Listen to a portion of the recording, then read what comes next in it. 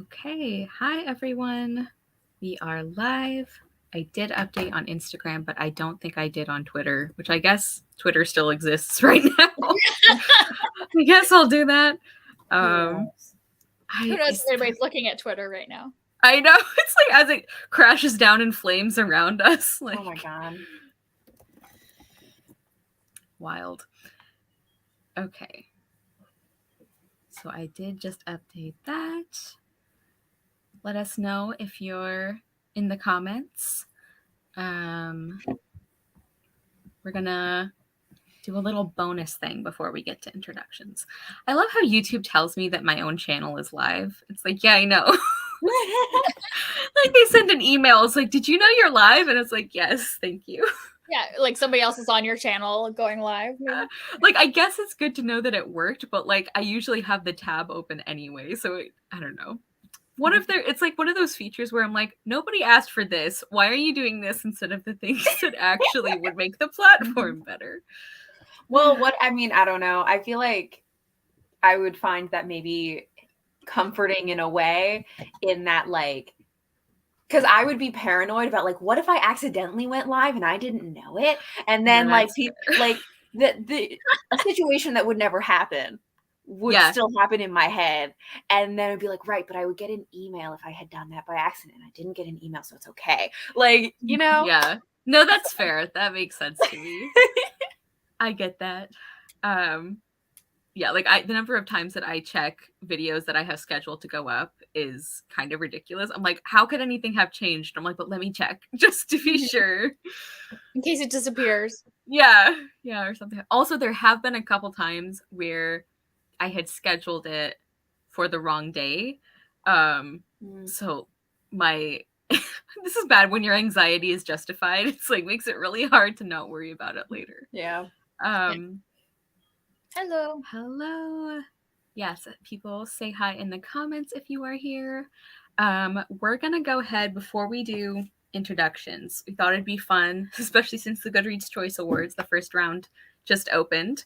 We thought it'd be fun to highlight a 2022 release that we loved and that we think gets more attention or should get more attention. Yes, we are live. So I don't know who wants to start, Huck or Kelly. I can start. So we're doing things that we think need more attention, right? Yeah, I think it'd be fun to do. Yeah, like I think it'd be fun to do one that like you really loved and you don't hear a lot of people talk about.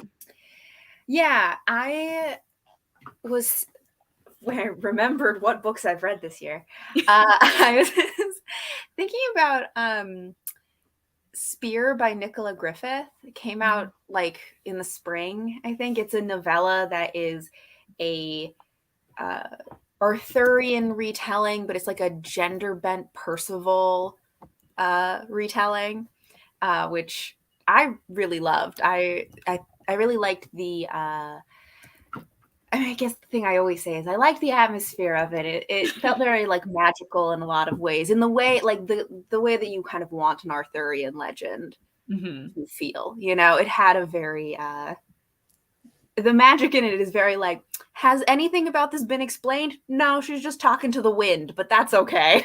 Yeah. And somehow that makes her a great fighter. Don't know how. Sounds right.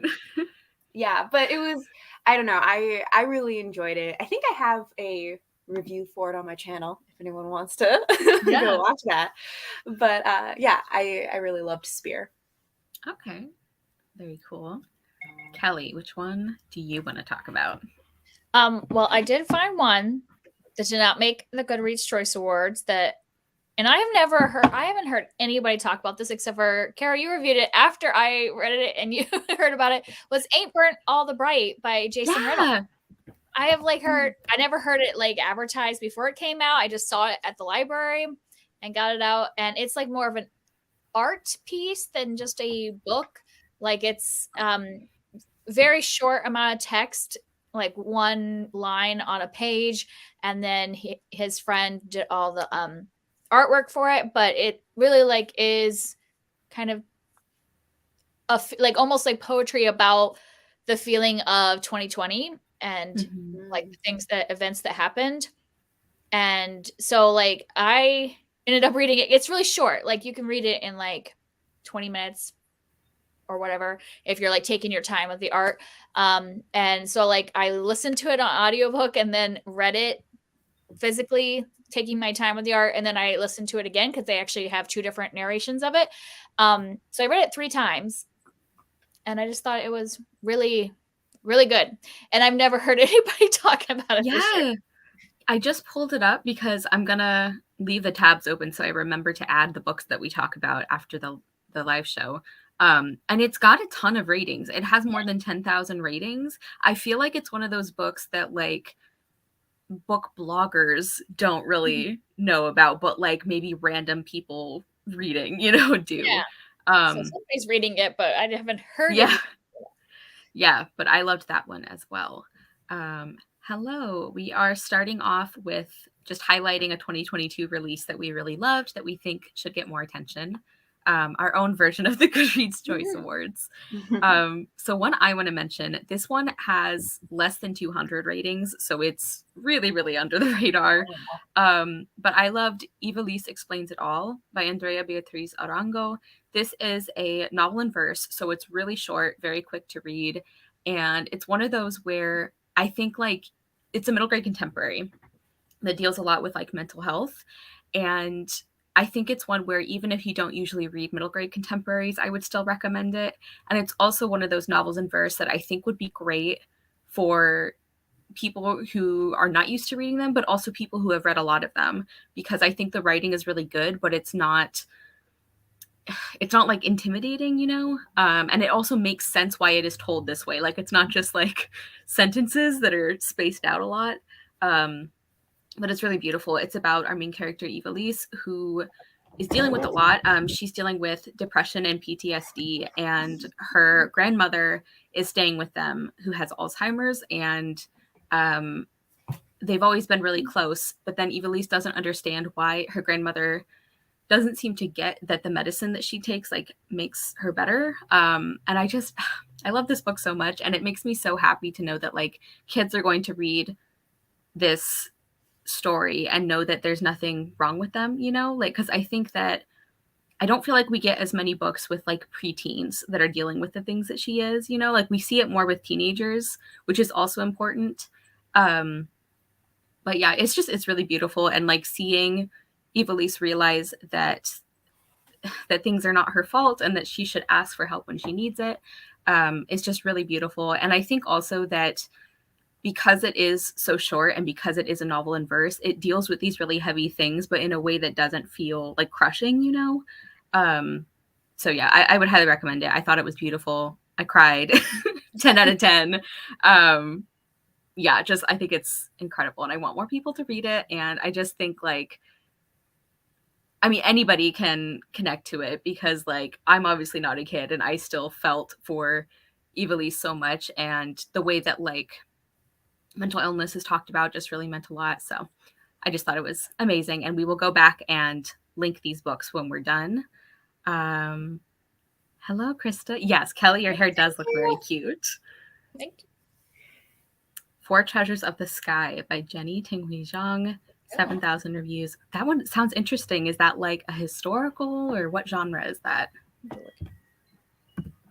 We can look it up now. I'm trying to remember if I saw her review that.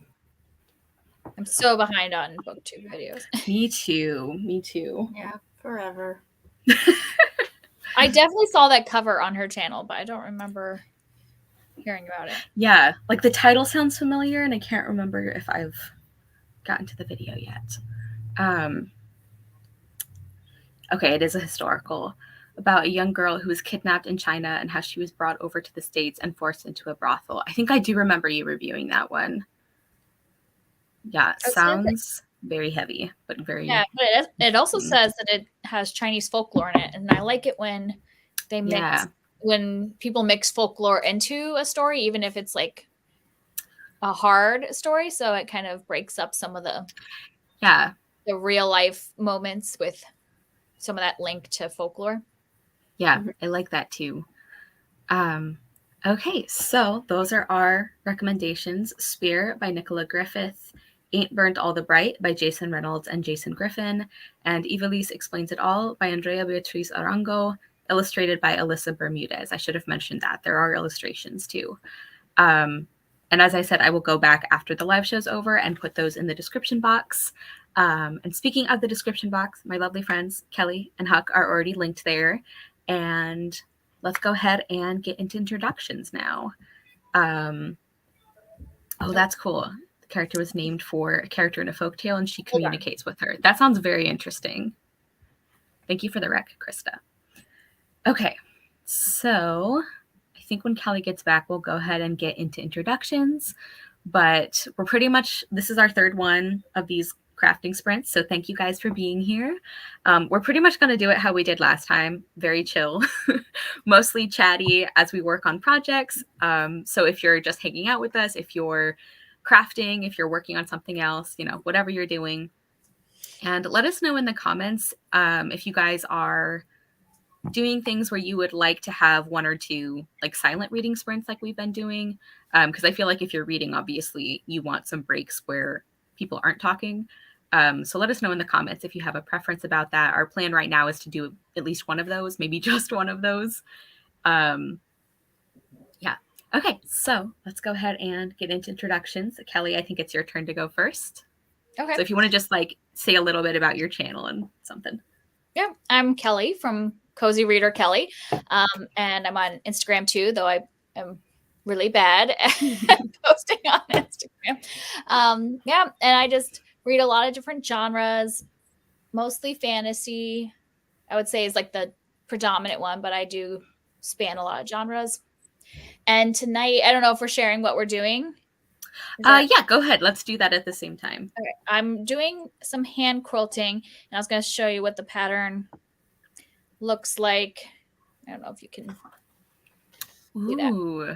So it's a lot of these really tiny little, well, I'll show you once I've got one. Actually, I have one that is ready to press and is done, but they're like small. They're like each That's like really pretty.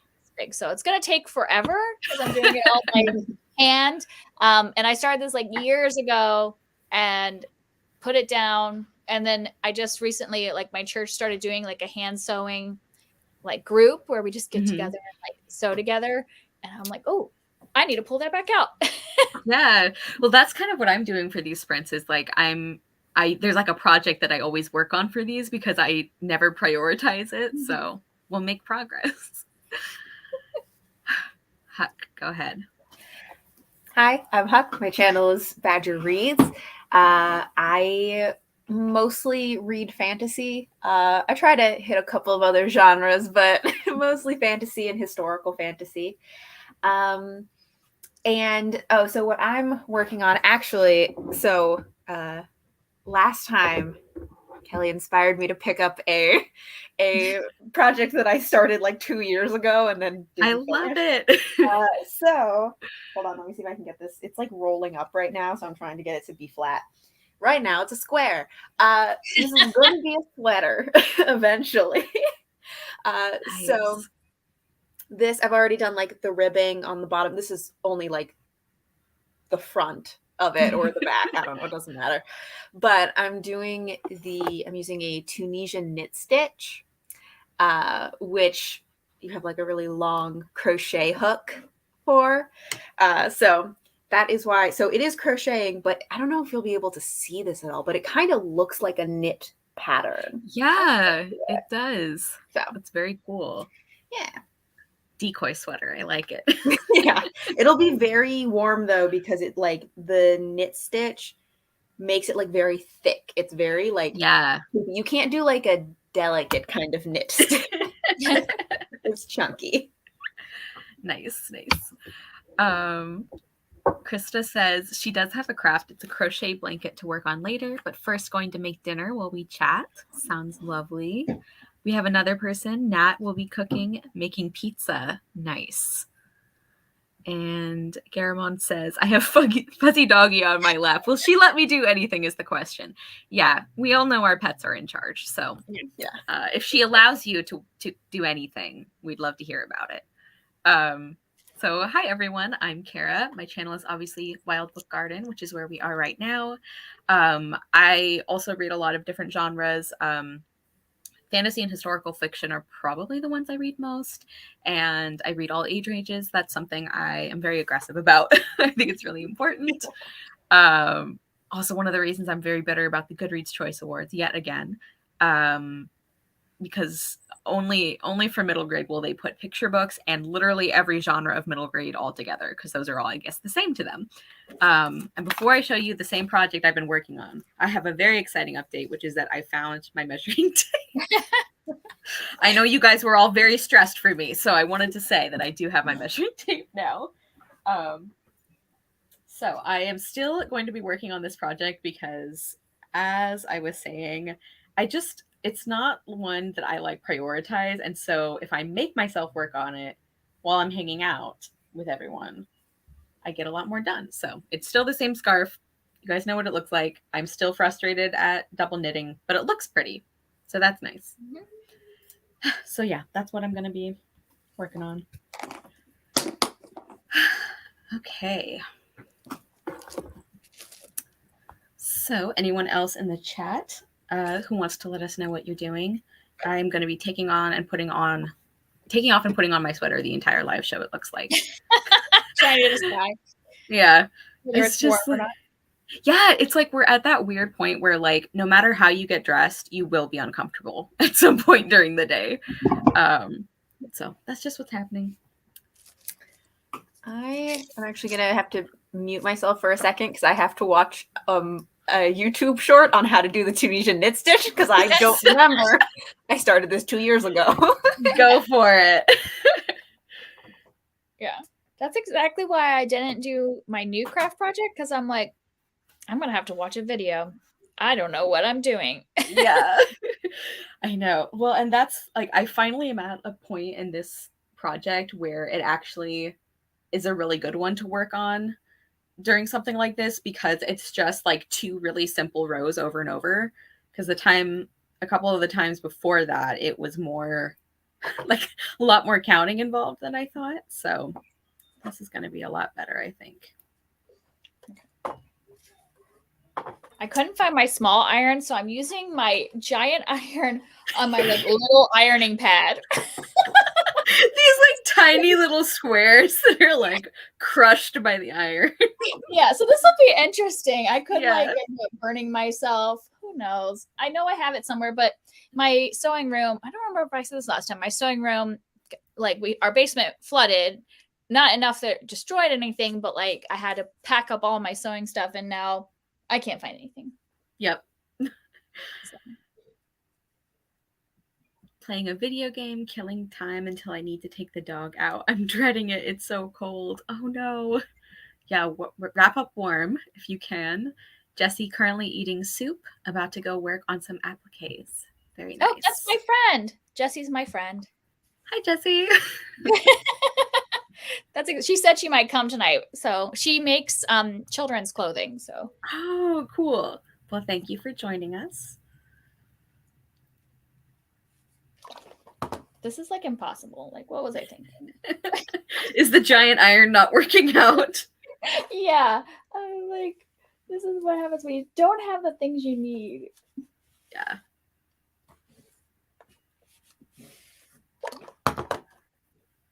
I think I'm going to have to take my sweater off again. This is so irritating. Oh my God. Can't figure it out. Okay. I think I remember how to do this. Hopefully. Yeah, that's always like my problem when I put something down for a while, is like if I stop working on something for even like a week, it usually turns into like 3 years because I just forget how to do it, and I'm like, I don't want to relearn this. Yeah. So it's like I need momentum. It's like if I don't finish the project like consistently or like, you know, right away, it might not happen. Like do it all at once. Exactly. Yeah. Same. I think if I am doing this correctly, then this should be a pretty easy one to like talk while I'm doing it. Like I can't look away from it really, but I can easily talk while I'm doing it because it's very simple. Sounds good. And I will be excited to have yet another green sweater. Yes. That's what I need. Is it your favorite color? Yeah, probably. I pretty much, yeah. I wear a lot of green. I have a lot of green stuff. I usually treat green as if it is a neutral color. So I'm like, green goes with everything and should just be in every outfit. Yeah. And I really like this kind of green where it's like more yellowish or olivey kind of. So. I've always thought olive green was counted as a neutral. Like it's like a faux neutral. Like it depends on the kind of olive, because also there's like a type of olive green that is that sort of like army green, which is very much treated as a neutral. But I think there are also olive greens that are much more like saturated kind of olive greens and much more yellow, which is usually what I go for, because I'm also like it. And if it's slightly fuzzy like this, I'm like, it looks like moss. And that's what I want, is just look like I'm wearing moss at all times. I love it. Green is also my favorite color, but usually more like jewel tone greens or like leaf greens. Like not so much a cool tone, like a cool. I generally like cool tones on me better than warm tones, with like a few exceptions. I still haven't made a sweater though. That's like one of the things I'm working up to, and I'm gonna do one of those like, those like raglan sweaters that are like any idiot can make this. That's the one I'm gonna do. Because I've never made one. I kind of started with one of those. I think one of my first sweaters was like that. I've made 2, so it's not like I've made a lot of sweaters. And you're still our resident. What's that? I make crop sweaters also, so it's like half a sweater. Yeah, so it's shorter. Yeah, yeah. I mean, great. I guess I shouldn't speak for Kelly, but I think you're our resident sweater expert still, because I have never made one. I have never made a sweater, so okay. So you've still made more sweaters than all of us. I mean, I guess you could wear a quilt as a sweater, right? Like a shawl. Wear it like a shawl. There you go. Krista says, I'm a fan of scarves and blankets, so I don't have to count or follow a pattern. Yeah. I love knitting dishcloths with like that cotton yarn. It is like so satisfying, and they work up so quickly, and they're really nice like palette cleanser projects. Like if I want to knit, but I'm like, I don't have the energy or the mental capacity to start like a big project or to figure out an old project, I'll just make like 3 dishcloths, and it's a great time. I've never thought of doing that. I find them very satisfying. Yeah, I would imagine. And they're like really nice to use as well. Like I use them, so yeah. So these are that little baby. First little baby square. Oh, it's so cute, and it's green. All of the ones I'm working on tonight are green. That's perfect. Yeah, they'll be in different points of the quilt, but I figured I would just do like one color at a time. Yeah. Yeah. But yeah, there you go. Go ahead. No, there you go. I like green too. So yeah. Here's the thing though, with these, I am not following a pattern for this either. Because I followed a pattern for one sweater, and I was like, I can do this. You're like, I'm an expert now. Out of my way. Here's the thing, though. I'm not trying to make a complicated sweater. And so it's like you make a square for the front, you make a square for the back, you make triangles for the arms, and then you just like attach them all and you put some ribbing on it, and it's like sweater. Okay. Huck's custom sweater pattern. Yeah, pretty much. You just hold it up to yourself and be like, that looks right.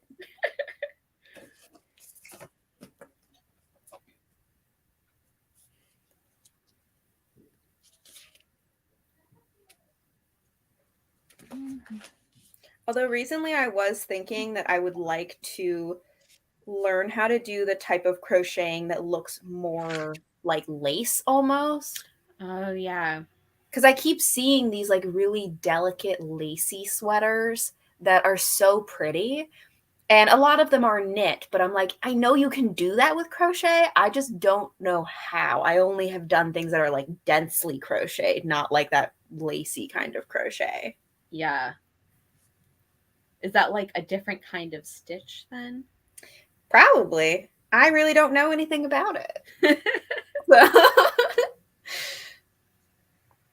Krista said, I learned to knit first, but once I started crocheting, I never turned back. For me, it's so much easier and quicker than knitting. I'm a fan of seeing progress right away. Plus, Honestly, when I mess up, it's much easier to correct with crochet. Yes. I have barely crocheted, and it was a long time ago, but I do like knitting better. I understand, though, about wanting to see quick progress. I think like knitting just clicks with my brain better for some reason. Yeah. Nat finished the scarf they were working on in the last sprint. It does take so long, though. Oh, also found crocheting easier. That's interesting. Yeah, I don't think I have done enough crocheting to like have an opinion about which I found easier. I just feel like knitting works better for me for some reason. Yeah, I think that crocheting is also one of the things I like about it is that like I agree with what everyone has said about like it's easier to fix mistakes and like all of that. Also, I feel like it is easier to just wing it with crochet. Mm-hmm. Which is my general way of doing crafts. So Yeah. it just works. It just works for me. I was actually that doesn't surprise me. Like, what? I said that doesn't surprise me that you like it. Yeah. I was just talking to somebody today about that they were being like, I want to get into doing some kind of craft or something. And I was like, crocheting is great because it's so easy to get into. And like, you know, if you want to do a yarn craft, highly recommend crocheting because it's all, yeah, like it's easy to fix your mistakes and just like, it's pretty straightforward. I feel like once you learn a few stitches. I do feel like, and this is mainly like just from looks, obviously, but I do feel like knitting has more variety in how things look. It seems like. I would agree with that. I also, honestly, I like the way knitting looks better than crocheting. I just don't want to knit. That's fair. That's fair. But I think it's prettier. We should do like a crafting swap sometime. Oh like, because I like sometimes I see like some once in a while there'll be like a crochet pattern, and I hate when like you are specifically searching for one kind of pattern and then it gives you the other one, and it's like, well, now I want to make this pretty thing that I can't make. Right. So.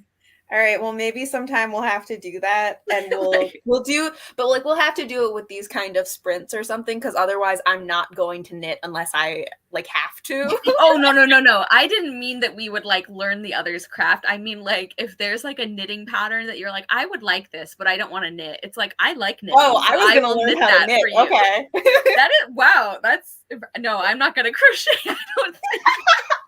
Kara's like, I'm not gonna try the new thing. I just no. I like getting better at this thing. Okay, sure. We can also do that where we can make things for each other. A like 3-person crafting swap. Jessie, I'm with you. She said, quick progress is why I do not quilt. What do you mean? It doesn't take me forever to make these tiny little squares. I don't know what you're talking about.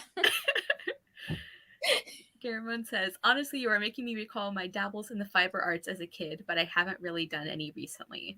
I mean, it's fun to pick up again. I just got back into it. I think I was talking about this last sprints because Gothtober did like a crafting day, and I was like, oh yeah, this is one of my favorite things.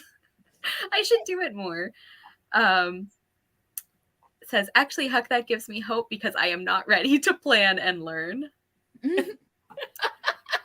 Started knitting a pair of mittens last winter. I got to the thumb and panicked. I feel that, yeah. I am not going to talk about the projects I have abandoned along the way. I was like so proud when I finally finished my first pair of socks. Like they are hard to make if you're not used to them. Like anyone who's ever gotten a hand knit pair of socks or crocheted and they're like, oh, thanks. It's like, you should be grateful because that's a lot of work. You should like my gift. Yeah. No, honestly, I made one sock one time and then I was like, I'm out. We're not making 2 socks. So you have one sock. Just use it as a stocking for like Christmas or something, right? It's normal sock size. It'll be for like a doggy stocking. Just put like one doggy stocking. One cat toy. Oh my god. Krista wants us to do a holiday craft exchange. She wants to see it, so. All right. Wait, what? How does this work? I want to learn how to crochet. Like my mom keeps trying to teach me. Mm-hmm. And then I go back and I try to do what she told me. And like, cause she's just like, she's like this with her like recipes. Like she tries to tell me a recipe like to make and she doesn't have it written down. It's like, oh, well, you just put a little bit of this and a little bit of that. Yes. And a little bit of that. And I'm like, Mom, that's not a recipe. That's just like you knowing what to do. Like I need that is not teaching somebody. And that's how she taught me crochet. She was like, well, you do this and then you just do. And I'm like, I have no idea what you just did. Can you explain it? And then she can't because she's just like, her hand just automatically does it. Yeah. And like, I'm a self-taught knitter. So I feel like it might be one of those things that is like, if you can find a good beginner's book, maybe do that. And then when you have questions, ask her. Cause that's kind of how I learned knitting as I was, like I said, mostly self-taught, but then there were a couple of people I knew who I could ask, like, why does this look wrong? You know? What did I do? So maybe like a combination. But yeah, that's how my dad cooks. It's like if I have ever, there's been times when I've asked him to like show me like how to make something that he does. And he will like actively try to stop me from writing it down because he's like, no, you just like put in some of this. And I'm like, what does that mean? What is measure with your heart? Yeah, measure with your heart. Exactly. It's like, that's nice, but that is useless for me. Yeah, because I'm like, when people say it's just a little bit of that, I'm like, so is a little like a dash or is a little like a tablespoon? Like, I don't know what a little means. And like, I understand that there are some parts where it's like, oh, you can substitute any, like I was doing like mulled wine the other day and it's like you can use pretty much like any kind of like flavored cordial or something. So I get that there's parts where that makes sense, but there's like a lot of part of recipes where it's like, no, I need to know how much. Like, I think with a lot of recipes like that, it's also maybe less about specific measurements and more about ratios. Yeah, so this was like more of a proportion. One part this, one part that, so then you can expand or like make it bigger or smaller, however you want. Because like I have a couple of recipes that I just do by like I eyeball it as I'm going. Yeah. But that's because I've gotten used to like, okay, well, if I have this much of this base ingredient, then all of the other stuff I need like about this much. So it's just like ratios.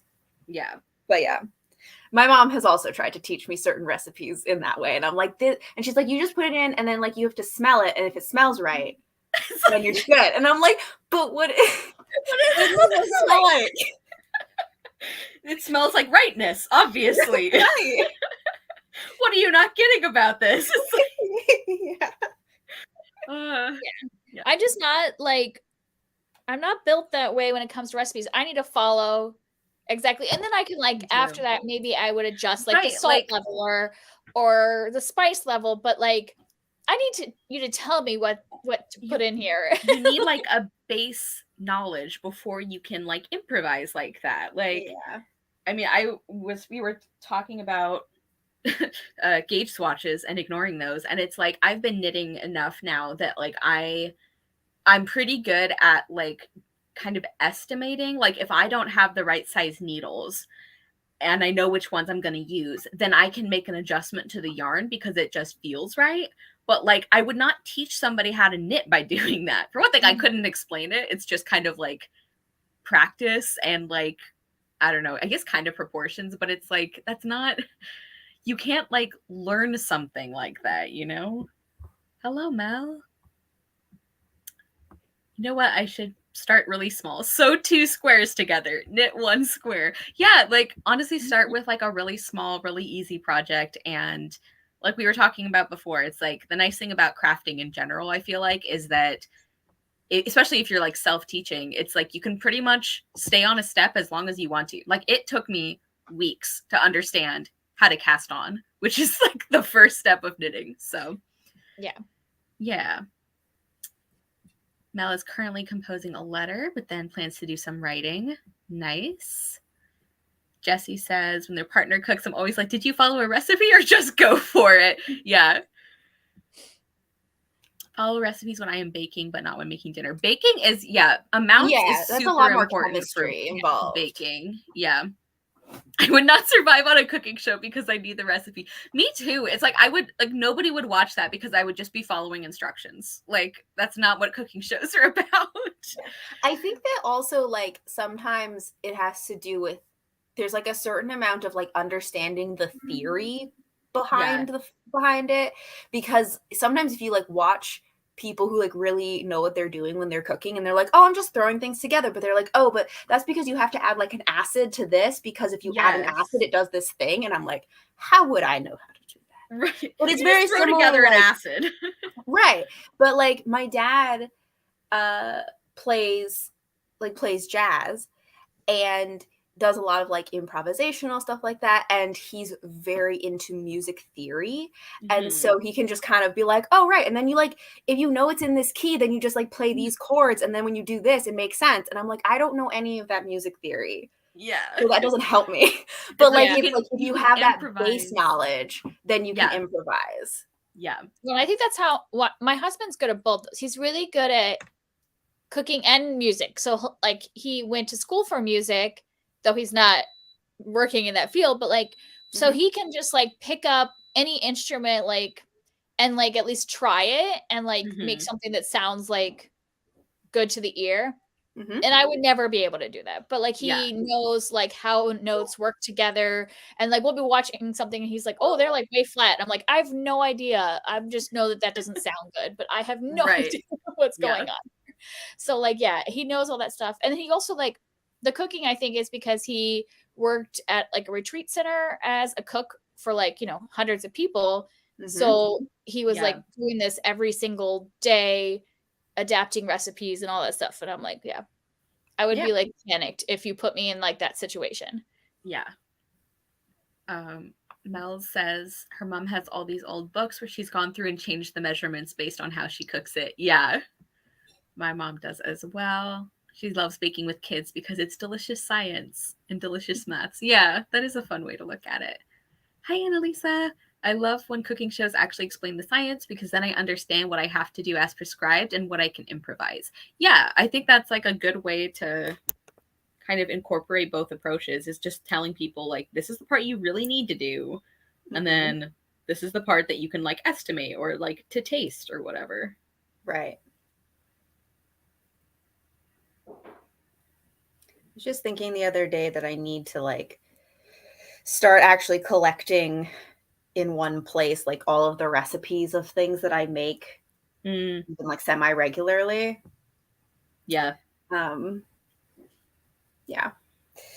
Which I also was thinking about like what recipes would collect, and I was like, I feel like also a lot of the food I make is very green. So a lot of I like putting herbs and stuff a lot. So I'm just like, ooh, is this like 90% herbs? This sounds like a good recipe. Actual dryad over here. Like, my I think it was my grandmother on my mom's side.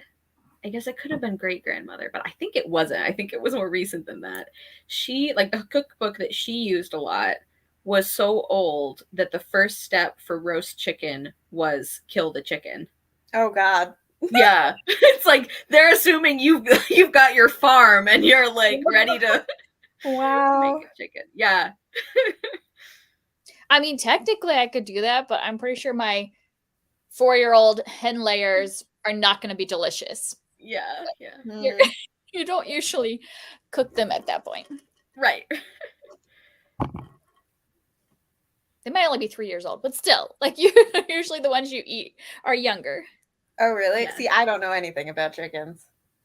I mean, I don't know how it used to be, because like maybe you used to just, eat whatever you had, but like your hen layers like they get more tough like the longer they live. Right. Okay. Like when we did have meat chickens, I think they were like 6 months old when we It was like, I don't remember exactly. I know it was like right when they became adult size. Mm-hmm. Like, it's like you didn't let them stay adults size. Mel wants to know what we're all making today. So do we want to do a quick check-in on our progress? If anyone has an update. I have made so little progress. That's okay. Like mine looks identical to when I started. So. It is still a green square. I am doing a Tunisian knit stitch to make a sweater. But I've done literally one row since in the last like 40 minutes. Well, but it's a big project though. Like it takes a long time to do rows. Like, well, yeah, also like the way this works is like one row, like you have to stitch all the way across and then stitch all the way back across, and that's one row. That's exhausting. Yeah. So it's not fast moving. Yeah. Yeah, I'm like on a part right now where I decreased the number of stitches. So my row is like, I think around 20. So it's going super fast. Ugh. Yeah, very exciting. I am making a scarf that is going to be tied in a bow. And I'm like knitting 2 colors together because I ran out of the other color yarn. So when that happens and I can't get more yarn, then you make it a color choice. You make it intentional. So that's what I'm doing. Yeah. I am working. Sorry, I'm dropping stuff. I'm working on a quilt with very, very small things. What would this be? I don't even know how. It's probably 5-inch squares. That sounds right. Yeah. So this is part of my square. I'll finish this square tonight, so I'll show you when I'm done with this one. Cool. I was watching, I don't know if it was like Instagram Reels or something, where they were doing, it was like one of those ones where people like walk around on the street and ask people questions.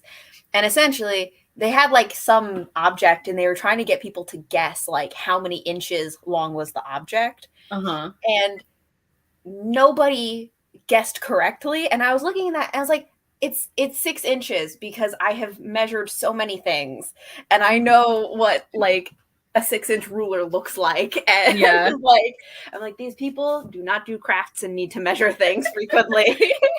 I do measure a lot, but like I am not good at estimating things like that for whatever reason. Like, you know, in school, I don't know if you guys had to do these exercises. They would show you a bunch of objects and they were like, estimate how many there are. It's like I couldn't do that, so I would just count them and then pick the closest number.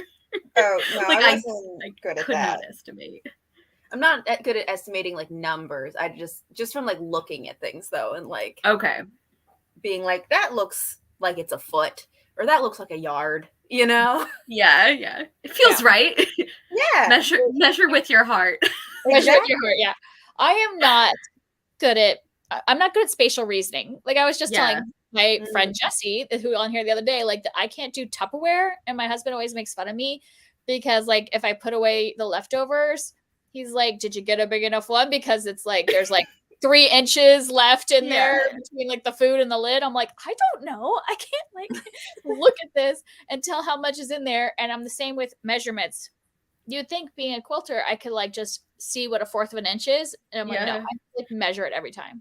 You know what's weird? And I didn't think of this until you were talking about it, Kelly. I'm actually really good at Tupperware. Like, I'm not great with other spatial stuff, but I am a master at estimating leftovers. And I don't understand. Why would I be good at one and not at the other?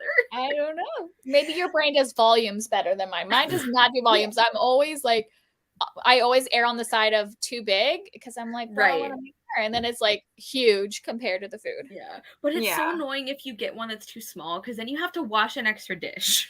Yeah. So I am not very good at Tupperware. So, you know, who knows? Although, okay, so this is actually something I was talking to someone about. You know how there was that thing, Kara, I know we've talked about this before, but like that thing where it's like when you, like how clearly do you see something in your mind? Like if you close your eyes and imagine an apple, like do you see like a realistic apple? Do you see something that's like sort of apple shaped or do you just see nothing? Yeah. Anyways, but so like what do you see? Like how much do you actually like visualize things in your mind? I feel like I'm somewhere in the middle, but I don't know for sure. Like, I don't. It's so hard to picture the other ways of doing it, you know? That I'm like, I don't know how to compare it to anyone else's mental picture, you know? Because, like, how would you do that? But I do picture something. Okay. I guess I'd say I'm like more on the realistic side because I can make myself have an image of something, but it's not like incredibly detailed, I guess. I think I'm probably similar because, I mean, like when it comes to, I am one of those people that when I read, I visualize the characters and Mm-hmm. the scene, so it does take me longer to read than I think some people because I'm visualizing as I go. But I definitely, if somebody were like, oh, if I could draw, and if somebody was like, draw the like person that you see in your head, it would be very like, it wouldn't look like a real person because I'm not visualizing every detail of their like face and eye Yeah. color and shape of their nose and all that stuff. I'm just kind of like generally got the like framework of this person. So I Yeah. think that I don't do the details, but I picture things when I'm like reading or imagining stuff, but they're not full detail. Yeah. I picture some stuff when I read. Very inconsistent. Yeah. I generally don't picture things. Like I can, if I like really try, I can like see an image in my head. In general, I don't. Which I think when it comes to reading, why like I always go on and on about like how important atmosphere is because I'm like, I'm not seeing anything. So I'm here for the vibes. So like I need to know what the place feels like, you know? Yeah.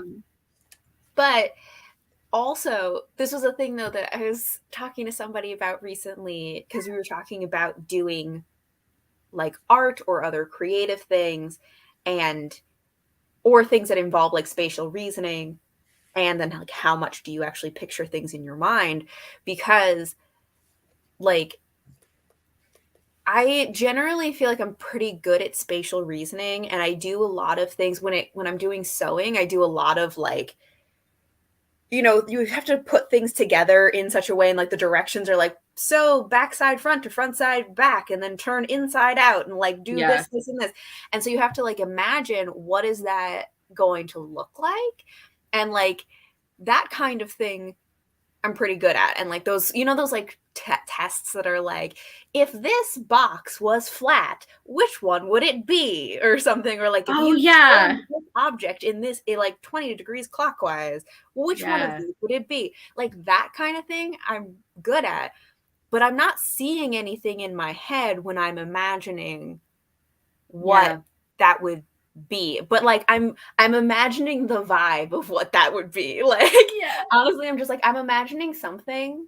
I don't see an image, but I know it's there. Vibes first, always. Yeah. I think one of the ways, like, this is, I always have to, like, think of clues when it comes to stuff like this because, like, I'm not good at, like, those kinds of things where you have to choose which one you are when it comes to things like reasoning. Like, you know, the one where we also talked about this before, where like, are you one of those people who has a literal internal monologue? And Right. I think more in like connections, but like I didn't know that when somebody asked me. I had to like reason into it with other comparisons. So like one of the reasons that I know that I'm definitely more on the visual side than like on the spectrum, you know, if it were a spectrum, like I know that because one of the reasons that audiobooks are so hard for me is that I have to like picture the words as if they were written down. So like Kelly, you were Mm. saying that like you think you read slower maybe because you visualize everything as you read. I think I'm like that with audiobooks. Is like one of the reasons it is so hard for me is that like I have to translate the words into visual words, you know? Like which is so much extra work, but I can't really do it another way. That's interesting. Yeah. But like you don't have to do that if you're like if people are talking. Right. Huh. Yeah, I don't understand. Okay. I don't So know why. when you're talking about, sorry if you were going to read comments. I'm just have a Oh question. no, we'll catch up in a minute. In the inner monologue thing, does that mean like? I guess I don't know what an inner monologue means. Is that like creating conversations in your head, or no? So that's like there are people who like they quite literally like narrate inside their head, like as they're going about their day. They're like, oh, now I have to go and do this, let me bend down and pick up this thing, now I'm going to turn on my computer, like that kind of thing happening in your head the entire time. And then there's people who don't do that at all, and then I'm one of the people who think in like kind of like relationally, or like connections between things. So like I do have like because some people don't even necessarily think in sentences in the same way, whereas like I do that, but more like inconsistently. I don't know, I think this stuff is like so weird and so interesting, and I'm never sure if I'm actually correct about the way I do it. I just know I do do it. And be like, I do think so. I know, it's like I think that's all I can tell you. That's all I can tell you. I have thoughts. I've never really been able to like figure out if I don't think I have an internal monologue, because I don't narrate what I'm doing. I think that I feel like I might be more of a pattern thinker also, because honestly, having a conversation with me is just like free association 24/7. It's just like, this made me think of this other thing because of a tenuous connection that I made. Yes. Because I do that. Because that's what I was thinking about. Like, kind of, I'll be just like, like if my husband and I are like a road trip and then we haven't talked for a while, and then I just like start talking and he's like, what? And I'm like, oh, well, I already had this whole like connects back to the thing we talked about a half hour ago, and I've been having a whole connection in my head for the last 30 minutes. Don't you realize that this links to You're like, please stay caught up. Thank you. Yeah. This is another thing though. I always like, I don't know if it counts as an inner monologue in that I don't narrate what I'm doing, and I also never talk directly to myself or about myself. Mm-hmm. If I have like a narration going, it's not narration even really. It's like I'm imagining a conversation with someone else. It's not even always a particular person. I'm just imagining like, how would I explain this concept to this person? How would I tell this story of what just happened to somebody? And so like, there's no time when I'm like I'm talking to me. It's always like I'm talking to somebody else. Although I do also wonder if that might be more of an adaptive thing, because I don't necessarily think in words all the time. And so I'm like, okay, practice having a conversation. How would I put these thoughts into words? Yeah, I think I do that sometimes too. Although I do sometimes talk out loud to myself, but it's pretty rare, and it's only for very specific reasons, when I'm trying to make myself focus on something, or like if I'm I'll do that sometimes. Yeah, it's like, so it's just the kind of thing where I'll be like, okay, wait, why isn't this number right? Okay, if I go over here, and then like if I'm talking myself through something that I'm having like difficulty with, or that I like need to make extra sure I get right or something, then I will actually narrate out loud. But I don't do that super often. Yeah, go ahead. Oh, sorry. I'm just going to catch up on comments real quick. Krista is picking up her blanket. It will be a lap blanket using 6 different colors of scrap yarn from my mom. Oh, nice. I like scrap patterns are great. I need to find more of those, because I keep ending up with like piles and piles of yarn where it's like, I can't make anything with this. So I need to find patterns that use that. Mel hasn't knitted since she was a kid. 20 stitches across would still be super slow for me. That's fair. Annalisa, this says, this is the one time I can brag I won the jelly bean jar estimation contest in my science class, and it's relevant. Yes! I love that for you. We gave you a chance to talk about your superpower. That is so cool. All right. I find that very exciting, like, because I do not do well at those. Yeah. I never even try. I know. I would never even enter because I know I'm not good at stuff like that. So I love that for you. Yes, Jessie. Mela says she's okay with spatial reasoning. I can guess a rough amount of leftovers, for example, or being able to look at a bunch of pebbles and estimate how many there are. But I have no spatial awareness, constantly running into things and knocking things over. Same.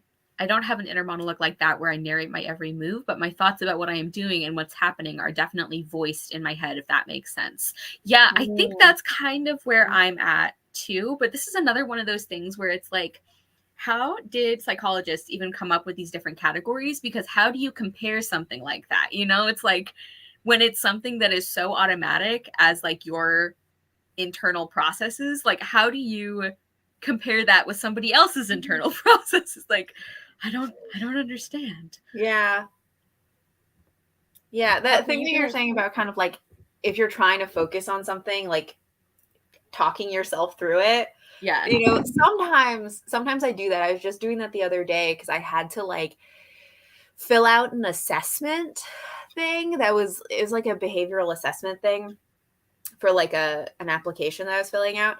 Mm-hmm. And I was just like, I just don't want to do this, but okay, I'm going to sit here and like talk through every single question and be like, well, this really depends, but I think that this one is the closest. And then getting into questions where I was like, who would do any of these? Like, so. So you use your narration only when absolutely necessary, which is kind of, I feel like, how I do it. Although even then, I'm like talking as if I'm talking to somebody else. Yeah. Like I'm trying to have a conversation with the assessment to be like, why are you asking me this? Who would do, like, what situation would this scenario come up in? This makes no sense. Yeah. Okay, now I get to do the fun untwisting my yarn part. I hate this. Brains are just so interesting. Yeah, and how they study brains and finding out. Like just the other day I was talking about like there's something that I have always like had a fear of and thought I was just weird and that other people don't do this. And then I was talking with somebody the other day. They're like, no, that's just like studies that's like a common thing. And it's where like you are on like something like a high bridge and you like want to jump off. Yes. And I always thought I was just a weird person that I'm like afraid of because I'm like, oh, what if I just get the urge to jump off? And like I picture it and I found out that's like a normal thing that everybody does. It is. There's like even a name for it. Yeah, no, I am totally with you. I have that as well. I think in French it's like l'appel du vide. It's like the call of the void or something. And I don't remember. Well, is it specific to like jumping off of things, or is it just any of those situations where you're like, this would be bad, but I could do it? Yeah, I think it's more general like that, or it's like the most horrible thing would be this happening, and I could do this. This could happen. Like that's like a super common thing. Yeah, like or like you're driving and a person walks by and you're like, oh, what if I like swerved at this moment? And I'm like, why am I thinking this? Like I would never do that. But I think your brain is just picturing what the worst case scenario could be in any situation. Yeah, and I think part of it is that like it's like because it is something that you would never do, you're afraid of it, and your brain processes it by like picturing it almost like. And I know also that, like Annalisa said, it's a type of intrusive thoughts. And I think it's like, I wonder if there's a way to differentiate like frequency of those, because like, I think this is something that is like super common, you know, it's not like. Right. So I don't know if that means everybody gets intrusive thoughts or if there's like some of them that are more like. Yeah. I think it also like depends on the situation. Like I used to like, I've definitely had those kind of things where you're just like, oh, I could just like jump off the side of this mountain or something, you know? Mm-hmm. But I also like when I used to do like costuming for theater, I would be standing in the wings, like waiting to do a quick change. And I'm like, I could just run onto the middle of the stage. I could just like completely destroy this production. I could just do so many things right now. I could just like go punch someone on the stage. I could like jump off the stage into the audience. Like I could do any of these things, and I would just sit there thinking about it until the person like ran off, and I was like, okay, now we have to like change our clothes. You know, it's like thinking about the power for destruction that one person has. Like it's like you would never do it, but you think about it. And I wonder if that's. I mean, I obviously am not a psychologist, but I wonder if like that is part of, it's like a safety measure almost, you know, because like this is reminding you that you would not do these things because you picture it and you're horrified, you know, like I don't know if that's like some kind of survival thing, like instead of actually running into danger, you think about it and it scares you. I think I've also seen some things where they say that it's essentially because you so much don't want to do something, or because you're anxious about something, then your brain like imagines doing it because you're like focused on that so much. Yeah.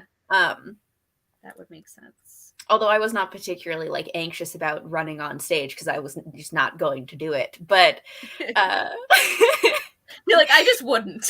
Yeah, but that's not the same thing as when I'm like, you know, you like hike up a mountain and you're like looking over everything, and then you're just like, oh God, I'm so close to the edge. What if I fell off? And you're like, what if I jumped off? Like, yeah. Yeah. Okay, I completed one more row. Nice. It has been 20 minutes. Slow and steady counts. I was gonna say, I have not done much because I had already finished all these like little squares together. All I've done is sew this long one on both sides. That's it. That's all I've done in 20 minutes. So I have only done a few rows, and these are short rows as we've been discussing. So we'll start about planning if there was a zombie invasion. Yeah. Oh yeah, no, like for sure. Okay, this is a weird thing. Like when people do, like I have a friend who does, or a couple friends who like they're really into those like either or kind of questions, you know, where it's like these scenarios that would like never happen. Right. Like literally impossible. And then I get really stressed out answering those because I feel like by answering those, it's like more likely, like, or like I've spoken for it. So like now if that happens, I have to do this. And it's like, that's so stupid. Like I take those way too seriously. Like I spend way too long thinking about hypotheticals for this like random fun game that literally nobody cares about. Like I don't know why that seems similar in my head. Yeah. But it does. It seems related. I enjoy those kind of like hypotheticals that are like, who would win in a fight? Like a bear with a jetpack, or like an elephant-sized squirrel? Like, you know? Yeah. Those are entertaining to me. Bye. Thank you for being here with us. Have a good evening. Huck, have you played the game Super Fight? No. Okay, because that is exactly that game, and I feel like you would love it because it's like you get cards, and you have like your hand of cards. It's actually very simple and very little setup, which is like honestly kind of the best kind of game where it's a lot of fun payoff for like almost no effort. So you have like your hand of cards, and you like kind of, it's like a choose your fighter thing, and you like play your character, and then you play an attribute, and you're all sitting like, it's one of those games where like you're one of the players on either your left or your right. It's like everybody passes a card to the next person, and so you play your fighter, and then you try to mess up the next person's fighter with like a really bad power or something, and then you all have to like argue it out about which of them would win. And I think there's one judge. It's really fun. That sounds fun. It is fun. One of the memorable rounds that I played a while back with my family, my dad refused to admit that a turtle with a freeze ray would lose. It's like he wouldn't even get to the arena. Like he's a turtle. Like so it's fun. I love that you're still passionate about this, even though this is about like that turtle would not be there. It wouldn't. Okay, the reason I'm still passionate about this is because if it comes up, like, my dad will still make the argument that turtle should have won. And we're like, you were voted down by everybody playing the game. Like, your turtle finished last. Your turtle's not even at the arena. Your turtle's not even in the game. Like, so yes, it's a very, very passionate game. Oh my god.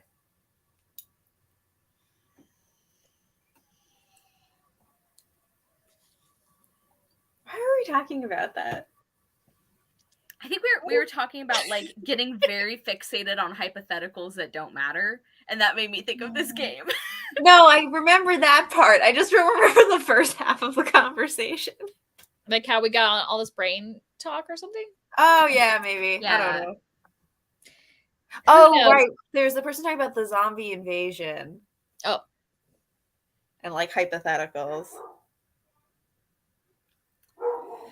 I saw a greeting card once, or it was like that I just always thought was really funny, that said something along the lines of like, I always felt like you were the kind of friend who, if I got bitten by a zombie, would put me in a basement and feed me rats. And I appreciate that. Like, that's one way to evaluate your friendships, I suppose. I like it.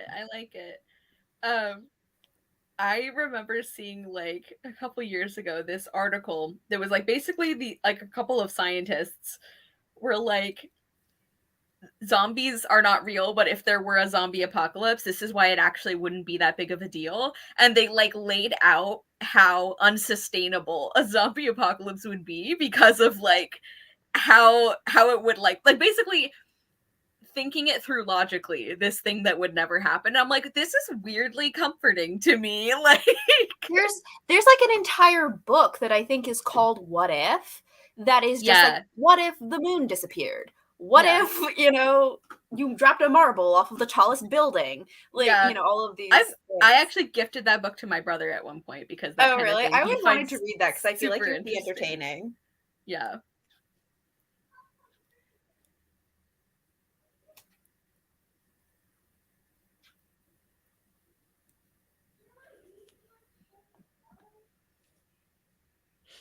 I'm moving too fast on this because I really don't want to cut out new patterns. You're like, I'm going to slow down on my project. Because I only have 2 more squares after this, and then I have to cut out new ones. And I'm like, I do not want, because that's the hard part for me is like, making the templates, cutting them out, doing all that stuff. Yeah. I know. That's the thing, so we were talking about doing different kinds of crafts and like, what is the thing that stops you from doing certain crafts? The need for precision is really what stops me from quilting. Yeah. Precision is not really my forte when it comes to crafts. Yeah. I find like precision and like needing things to be identical like that. I find that like so difficult and boring. Like even stuff like using a paper cutter, where it's like you have to get you have to be like consistent with like the sizes, and you have to like make sure the line is straight. It's like even stuff like that, I'm like, this is so boring and I'm so bad at it, so I just want to rush through it, which is part of the problem.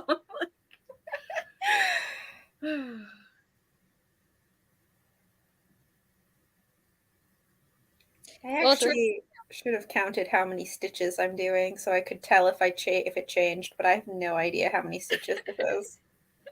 Count the stitches with your heart. That's what I've been doing. Our new motto. Just eyeball it. It'll be fine. It's all fine, right? Yeah. Yeah, I'm not like a super precise person, so like quilting shouldn't necessarily work, but I kind of feel like it'll all work out in the end, even if I'm not super precise. So I haven't had a problem yet.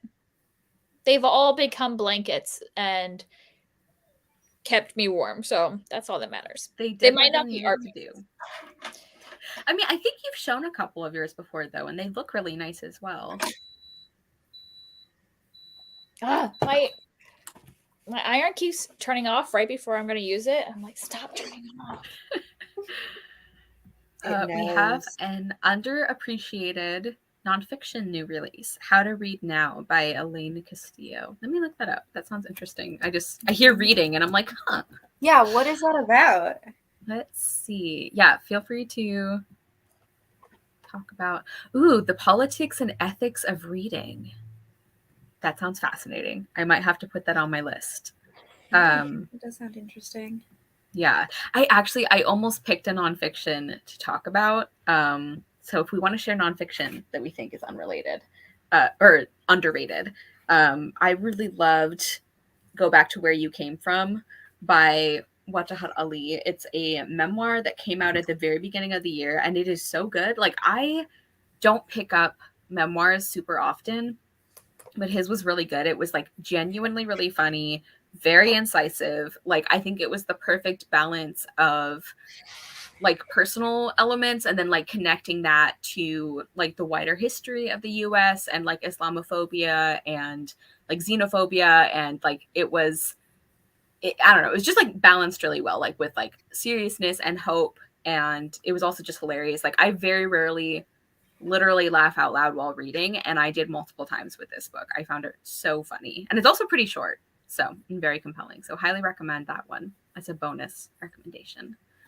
Yeah, I'm definitely going to add that one to my list because How to Read Now seems super interesting, and it also sounds like a good like refutation to the people who it's like, it's just reading, it doesn't matter, and it's like, art does matter.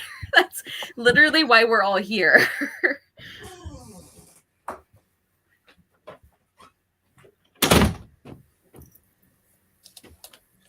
Yeah, and like reading does like they've done studies of like reading building empathy, reading building your like brain capacity. Like there's so many things that reading can also help prevent like dementia. Yeah, as can crafting. So good on us. I actually was thinking about like doing a video that was kind of like summarizing a lot of like the research about like what reading does for your brain and how it like helps, like why it's good for you, but that would be never gotten around to it. That would be very cool. Yeah, like, and I think it's also like many things, the like reading neutrally is for one thing impossible, but also it's, if you say you're doing that, that in itself is taking a stand, you know, like that is like choosing not to engage with it is also a choice. Do you know what I mean? So yeah, that's a huge part of it. The layers of meaning in art and how they can either restrict or expand our thinking. It sounds really good.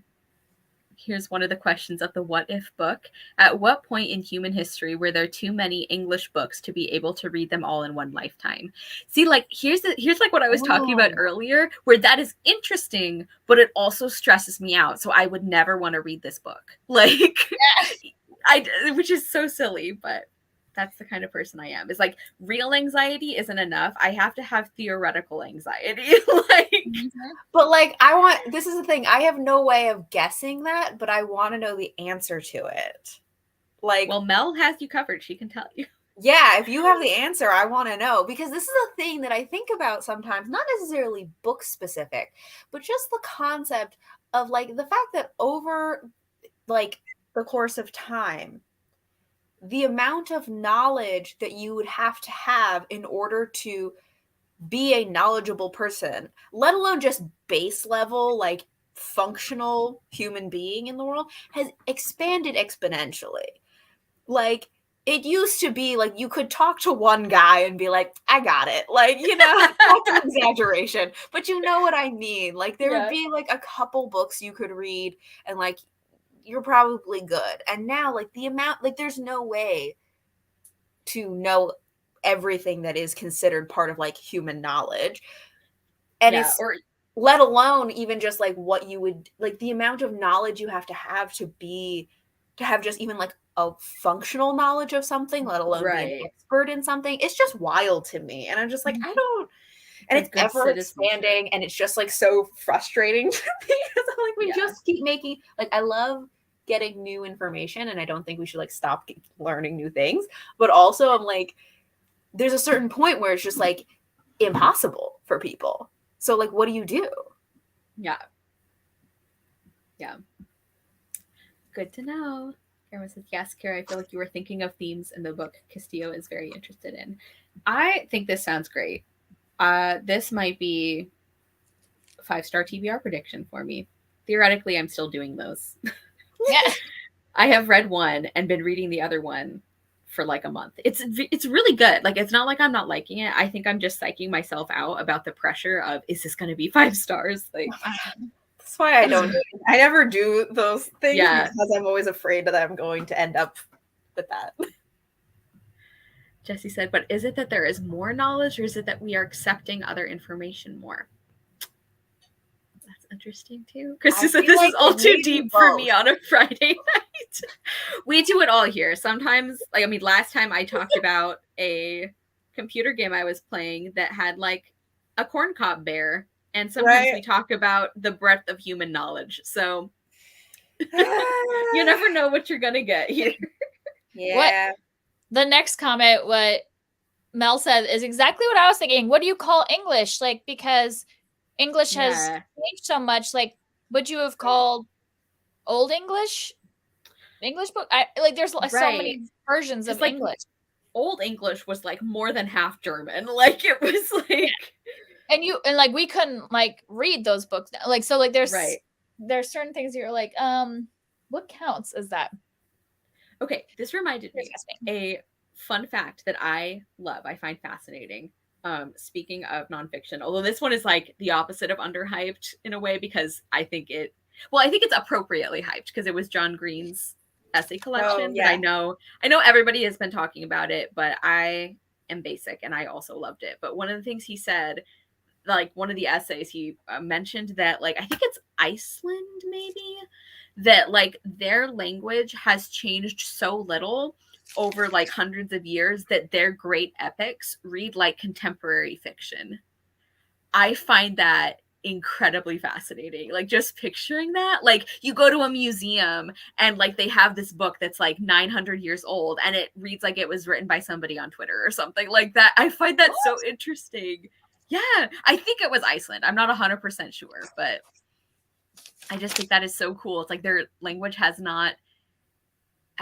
is so consistent, you know. Whereas like Shakespeare is considered modern English. That's how much our language has changed. Right. Like, I was actually just thinking the other day that like I want to get back into reading more nonfiction, because I really haven't been reading nonfiction at all recently, other than like I read a couple of books about burnout as part, but those were like for my job because I was doing research about burnout. And I just feel like I need to read more nonfiction, because I feel like I have like it kind of like goes in cycles to me where I always like, you know, to be like learning new things and stuff like that. And then there's always some point where I get distracted from that. And usually it's because of like, you know, when I was in school or because I'm working or something, you just get kind of like mentally exhausted and stop like learning things for fun. And then I eventually come back around to being like, oh, right, but like I should learn things for fun because it's fun to me. yeah. And because like it makes me, I don't know, it makes me interesting to myself, you know? Yeah. Like, I don't know if other people would think I was interesting, but like it's important to me that I think I'm interesting, because I'm in my own brain, and so I got to entertain myself, you know? Yeah. And so I like have to freshen up that knowledge, you know? Like, yeah, like have new things coming in, and like a certain type of information that's like ideas or theories or things that I can kind of like mentally chew on, you know?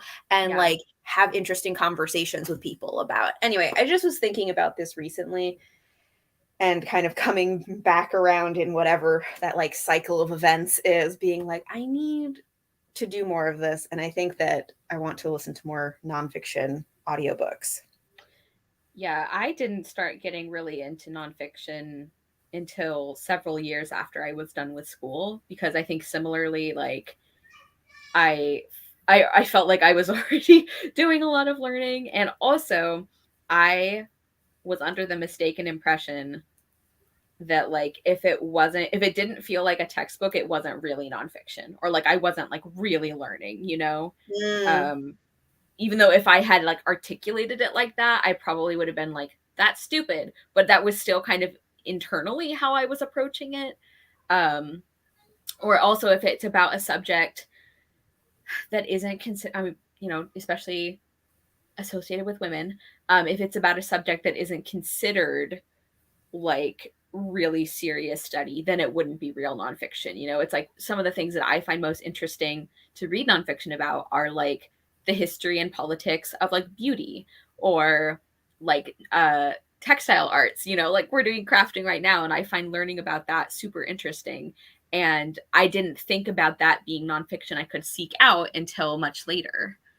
Um, Mal said Tolkien wrote The Lord of the Rings in 11 years, which means that he wrote at an average pace of 125 words per day, or less than 0.085 words per minute. Harper Lee wrote the 100,000 word To Kill a Mockingbird in 2.5 years for an average of 100 words per day, or 0.075 words per minute.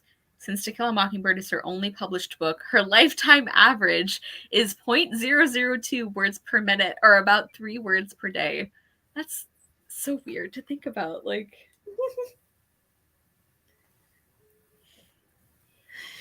Wouldn't that be like a funny way to write a book, to like literally write 3 words every day? yeah. I feel like I would totally forget what I was writing about, though. I know. Yeah, it would just become really random to me. Yeah. Yeah. Anyway, but maybe I will read this book about reading, because I'm gonna get on a nonfiction kick apparently. Yes. My plan is to, I also am like, to tell you all my plans recently is that I need to like go for daily walks more frequently, because I just don't do that, and I'm like, this is good for you.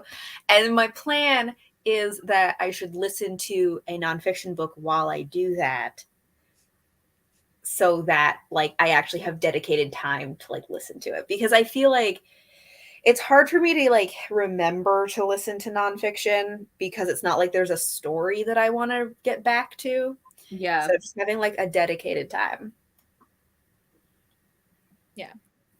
Yes. Thank you for telling us about this one. I kind of want to read a little more audio when I'm crafting.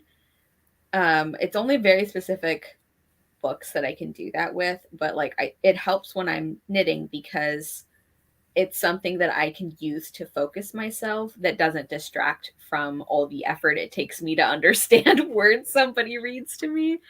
So we'll see how that goes. But yeah, it's just, I think it's one of those things, like reading nonfiction is one of those things that like it's hard for me to start or to get back into the habit, but once I do, I'm like, oh yeah, I like this. This is good for me and I enjoy it. Yeah. Mm-hmm. I also like I always like have a hard time finding the right kind of nonfiction, because there are a lot of books that I like. There's a kind of book that I like that is often categorized under self-help, but it's not really Yeah. self-help. And I personally don't have anything against self-help books. I feel like people like really criticize them for some reason. Some of them are ridiculous, but like as a concept, I don't have a problem with them. Yeah. But like I don't necessarily like, there's a certain kind of book that's more about like certain types of like research in psychology that is written for like a lay audience, you know. So it's not written in researchy terms, but it's not exactly this. It's often categorized as self-help, but it is not self-help. And I'm just like, then how do I find these? Yeah. Yeah. It was very vague, but that is also part of my problem, is that my explanation of what I'm looking for is very vague, and so I don't know what to search for. Yeah. I realize like there's like several like book tags or sometimes people in like interviews or any kind of like bookish media, they'll be talking about how people find out about new books to read. And I mean, like some of the answers are obvious. Like obviously we're all on BookTube. Like we're plugged into the bookish internet in a way that like not everyone is. But it's like sometimes I I can't even it's like I can't even figure out like the chain of connections that led me to finding out about a book that I'm excited about, because it'll be like some of them are really obvious. It's like somebody reviewed it and I thought it sounded good and I added it, or like, you know, somebody talked about a book from an author I've been meaning to try, so I looked up the author and I found a book I'm even more interested in. Like so some of it's obvious, but like the number of times that somebody will be like, "Oh, how did you find out about that book?" And it's like, I honestly don't know, because it's stuff where it's like, okay, somebody in a video mentioned a book that they read that reminded them of another book. And I'm like, that sounds interesting. And then I look up that other book and I was like, oh, I don't know that I'd be interested in this book, but like that author sounds familiar. So I click on the author and I'm like, oh, I have heard of this other book, but I don't know about this one. And then that another book gets recommended to me because I'm looking at this book. Right. And I find it through somebody's review. And like, there's like 8 layers that I finally get to a book that I'm like, this sounds perfect for me. And it's like, how do I replicate this experience? It's like, I don't understand. Yeah. Oh, okay. There is a nonfiction book that I really want to read, which I think I'm actually going to buddy read with my mom. I love it. I think it's called Bittersweet, which, yes. Yeah, it's the same author that wrote that book Quiet that was like everywhere. Yes. And yeah, so it's about like those kind of like bittersweet moments and like appreciating melancholy and like how having like bitterness or like those melancholy, like appreciation of the melancholy parts of life kind of make life more balanced and can help you be happier overall. That's my impression of what it's about. But also I was thinking about in terms of like how you get into like interested in a book. So my mom had mentioned this book to me and it sounded interesting. And I was like, oh yeah, we should read that. And then I was talking to, I think I was talking to my dad and he said that he had heard some like NPR thing where they were talking about this book. Yeah. And he was like, oh, and then on their website, there's like this assessment to see like how like much do you like engage with like that kind of like bittersweet things, or are you more like one way or the other? And so I did the assessment and I landed like very in the middle. So they were like, you either kind of go in and out of this pretty easily or just kind of experience it to a moderate amount, either way. But this is a roundabout story, but as I was... That's what we do here. It's fine. Right? Honestly, again, this is how my brain works, is just like free association. But I was going through all of these questions that they were asking, and I was like, they are talking about 2 different types of experiences in this. And one of them I relate to more than the other. And the article didn't talk about that. And so then I was like, I need to read this book to find out if they specify the difference between these 2 different experiences that they are talking about, or are they not being specific about their like research and concept that they are talking about. And like, I need to read this so I can criticize their structure of this. Right. And so then I went and looked it up and I was like, oh wait, this is the same book my mom was talking about. Perfect. But yeah, I was like, you know, I was like interested in it, but yes, once I got to the like, they need more specificity in how they are talking about this, and I need to read the book to find out if they actually like think about this in a clear and structured way, or if it's just like all over the place. I actually am currently reading that one unofficially because it's not on Goodreads. Because I do that sometimes because it's one of those, it's like, oh, pick something up and I won't like actively put it down, but I'm like guilty about how many books I'm currently reading. So I just lie to the world that I'm not reading it. But I'm like a few chapters into it and I already love it. So I would highly recommend it just based on the beginning. I don't know. I don't remember if I actually took the assessment, like if I sat down and like filled it out or anything. Yeah. But from everything I read, I'm like, oh yeah, I'm 100% a bittersweet thing. person. I'm like high on this scale. Reading, like as I was learning about this, I was like, this is a book for Enneagram 4s. I have to, okay, which one? I always forget what my Enneagram is. I'm pretty sure you're a 4. I think like this, the concept of like appreciating the beauty of the melancholy, I'm just like, this has 4 written all over it. Yeah, I'm a 4. And also, and just like emotions about things where it's like you can't even it like things that it's like, why am I having so many feelings about this? Like I was like talking, I think I was talking to my mom about this, where it's like, why do elephants make me cry? Like, just like doing their thing, you know? Like, why is that something that makes me so emotional? And like, I think part of it is that like they exhibit so many behaviors that are like similar to us, you know? And it's like, because they mourn their dead. I mean, they come do. on. Yeah. Kelly's like, obviously you should cry about elephant. Like I saw the other day, it was like this really short video where like a baby elephant fell into like this watering hole. I think it was in a zoo or a wildlife center or something, and like couldn't swim. So like the baby was gonna drown, and like one of the elephants like ran over. I think it was like her mom maybe, and then like another elephant who was not in the family ran over, and like together they like used their trunks to like pull the baby out. And I'm just like crying at this like 25-second video. Okay, that just I do not judge you for that at all. Yeah. Elephants are great. I do not relate, but I don't judge you for that.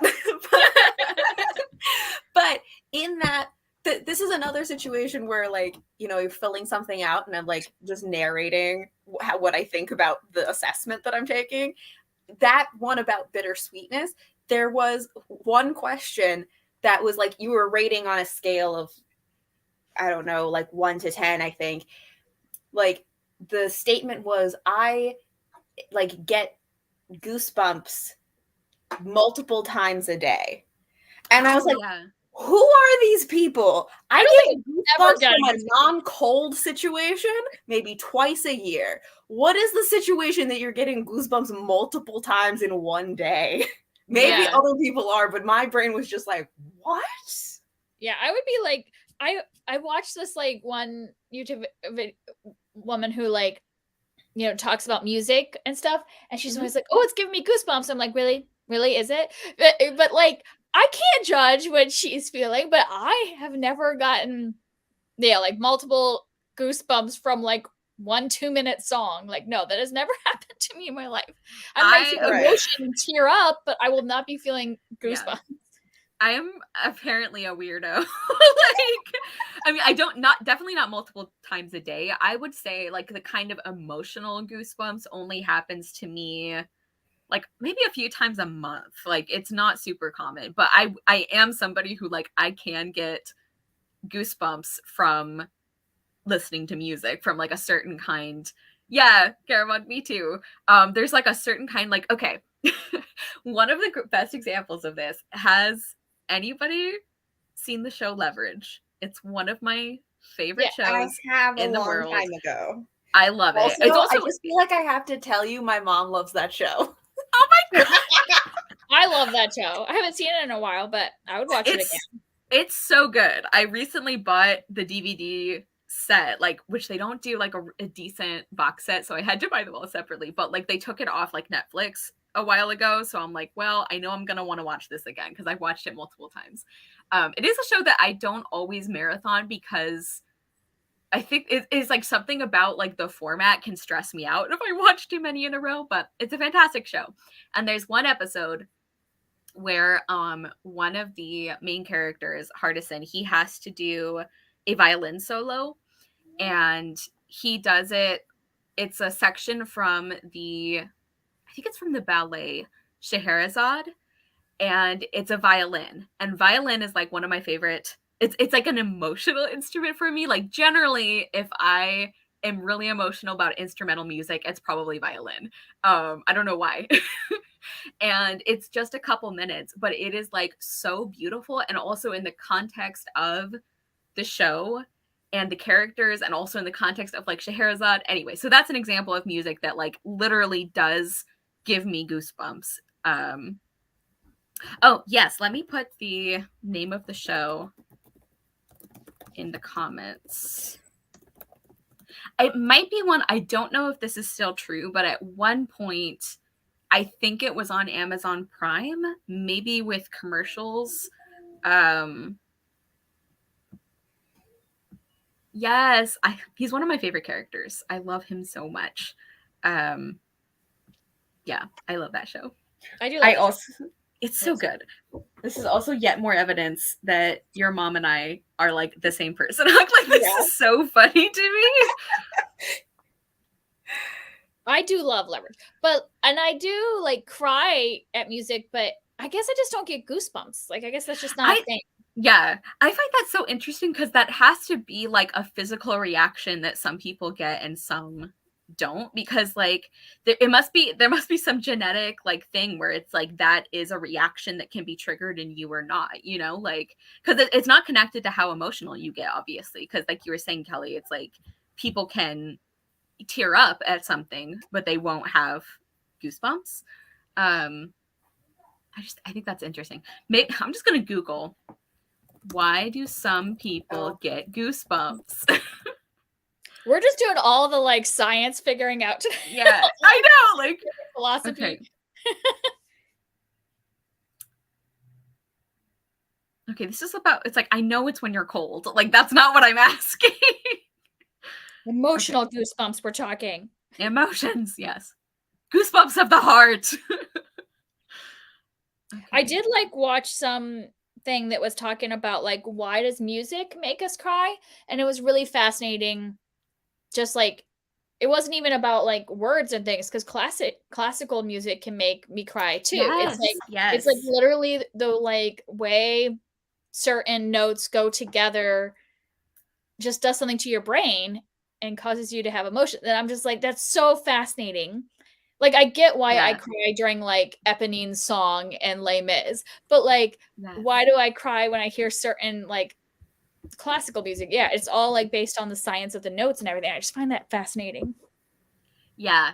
No, I am the same. Like I just find that so interesting. I've thought about that before, where it's like you're saying, I can understand when it is a song with words and it is part of a story that is emotional, but why do certain combinations of sounds, or even it's like listening to somebody sing and there's like a certain note or a key change that will like give me an emotional reaction, you know? It's like, why does that happen? I'm reading something on it right now to see if they can explain it.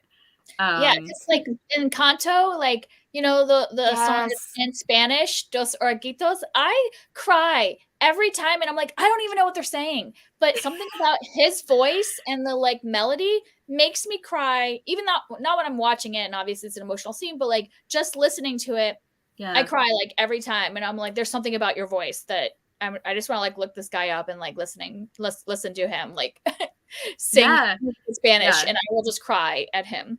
Yeah.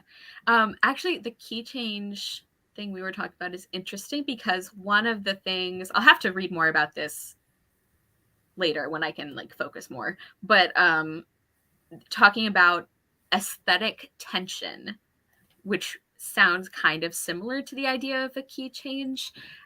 Like, okay, what's that? There's like a Christmas song, a really old one that has a famous key change. Is it Oh Holy Night? It's not one that okay, it's not one that I grew up makes me cry.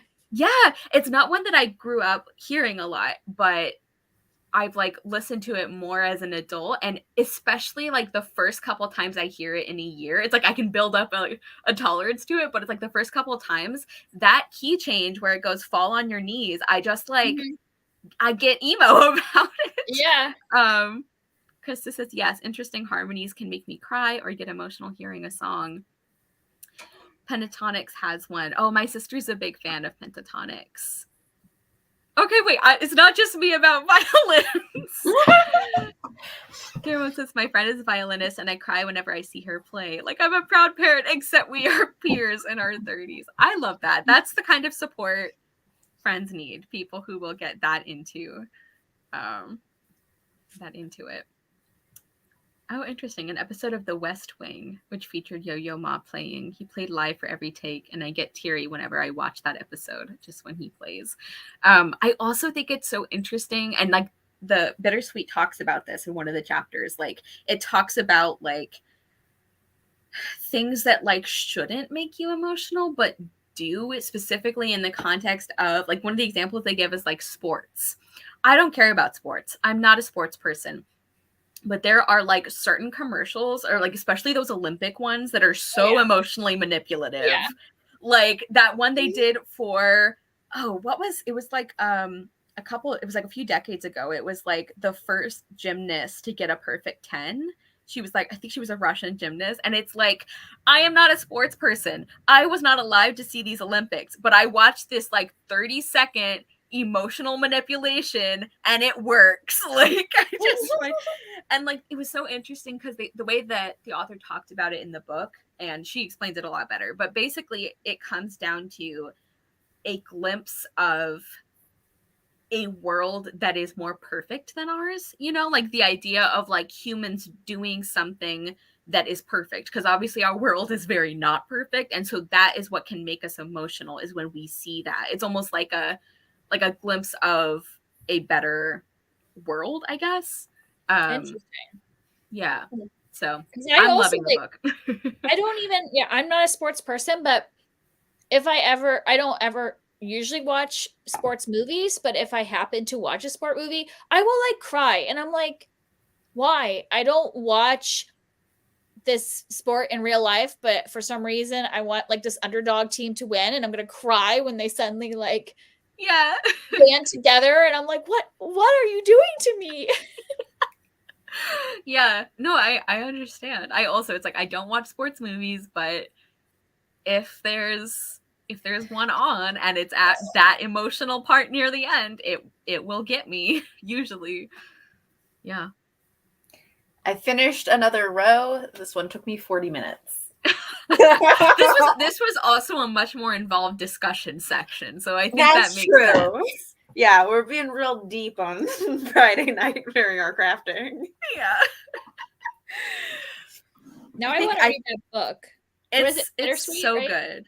Bittersweet. Yeah, it is so good so far. All right, well, maybe by our next one we'll all have read it. And then we can discuss it. Our unofficial book club selection for our crafting sprints.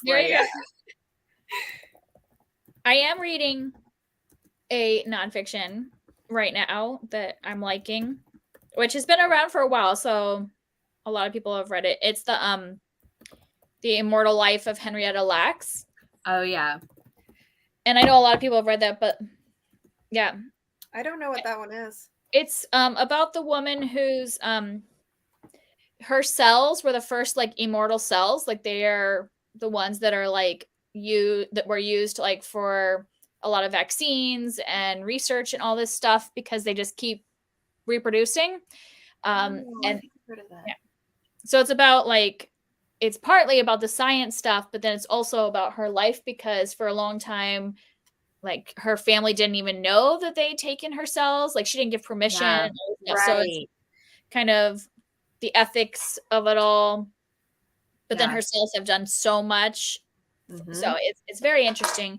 And I think it's just like interestingly written.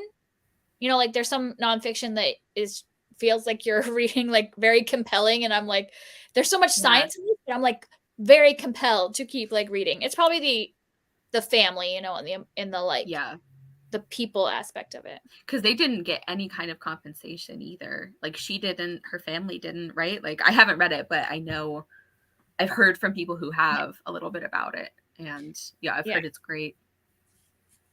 Obviously super messed up, but very like interesting. a nonfiction, I'm like not even knitting right now. I'm taking a break. I just finished a couple days ago The Book of Hope by Douglas Adams and Jane Goodall. Speaking of like, why do I get emotional about this? Jane Goodall as a human being makes me emotional. Like anything related to her, I just like gets me. But that one was really good. And I think they started working on it right before the pandemic. So that is part of the book. And it's called The Book of Hope. It's like about like maintaining hope the way our world is now. And like, how do you do that? And one of the things that I really appreciate about it, which I liked about John Green's book too, is like, for me, if a book is supposed to be hopeful, but you don't acknowledge that things are actually bad, it like doesn't work for me. It's like, that's hollow, you know? And so I really like that. I mean, especially about things, she obviously is a big conservationist. So she talks a lot about like climate and like habitats and like animals and like, how can we have hope when we're screwing up the planet so badly? But I feel like she does still provide it. So I really, really loved that one. I would recommend it for, pretty much anyone. Like, I also found that one a very engaging book to read. It's not at all like a dense nonfiction book. And I feel like it got that balance really right of being honest about what things, like how things are, but also about like, we are already doing better. And like, she gives like her reasons that she is still hopeful, and like, how can you remain hopeful when you see some of the things happening. And yeah, I really like too that she talks about like how interconnected all of these issues are, like not just because we all live in an environment, but like, she was talking about like, obviously one of her big projects is like conservation of like chimpanzee populations, and how there are some places in their natural habitats where like they'd be hunted, you know, for like bush meat. And so she talks about how like, in addition to just, it's important for the sake of these communities themselves, but like, in addition to that is like, you can't take care of the chimpanzee population if you don't address the fact that these communities don't have food security, you know, like, that's why these things are happening. So I like that she did that as well. Mm-hmm. Every time people talk about a nonfiction book, suddenly I'm like, I want to read that. It's like, I want to know all the stuff. Like, I want to know things. Yeah. Yeah. Krista really loved The Library Book by Susan Orleans. It's a deep dive into the Central Library in LA, including a fire that destroyed a big part of the library in the I've 1980s. seen that book a lot and been really curious about it. Yeah. Also a bit of true crime because it's still a mystery as to why that happened. Also a love story to libraries in general and how important they are for a community. I think that sounds really good. There's like that meme. Have you guys seen that meme that's like, TBH still not over the Library of Alexandria burning down? And I'm like, yeah. I actually do feel that. So we're studying, like, my daughter, you know, like, we did ancient history last year. Yeah. And like, when we were learning about that, I was just like, I already knew about it, but I was getting emotional. I was like, all of that knowledge is gone forever. Like, Julius Caesar, like I was so upset about it. And she's all like, let's learn about Cleopatra. I'm like, no, we're talking about the destruction of books here. Yeah. And she didn't care. I am with you. I am still upset about that. Yeah. So now I want to read this. I have recently, I need to make an actual like Goodreads shelf for it. But I recently is like NPR made me do it, is what I should make the shelf, because I just like have lately been just having NPR on, and it's like they're always interviewing an author, and every time I'm like, oh, I want to read that book. Oh, I want to read that book. And they're all like totally random. But there's probably been like 5 books this week I have heard on the radio, and I'm like, this is getting excessive. Like, I cannot read all these books, but they make them sound so interesting when they interview the author. Yeah. Yep. They're good at that. I mean, that's their job. That's the whole point, right? Right. That's the point of the segment, is to get people to read the book. I don't understand. Where did I put my sweater? It's on the floor. So organized over here. I also might pause and go grab a snack or something because I think I'm officially on knitting break right now. So might as well eat something, right?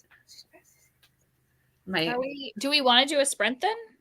Yeah, do we want to do that? That's a good idea. Maybe we'll go to, what do you think? Like quarter after? Not quite 20 minutes or 30 minutes? Like I can do math. No, it is 20 minutes. Sure. It's fine. Take a break, read a book. Whatever it is. So snack, yeah, whatever. I'll put a banner up and I'll grab a snack and I might actually do a little bit of reading because I have a lot of things that I need to read. I actually counted my stitches, 113. Okay. Wow. Wow. No wonder it's taking a while. Okay, sprint until 15. Let's see. And we will join you guys then.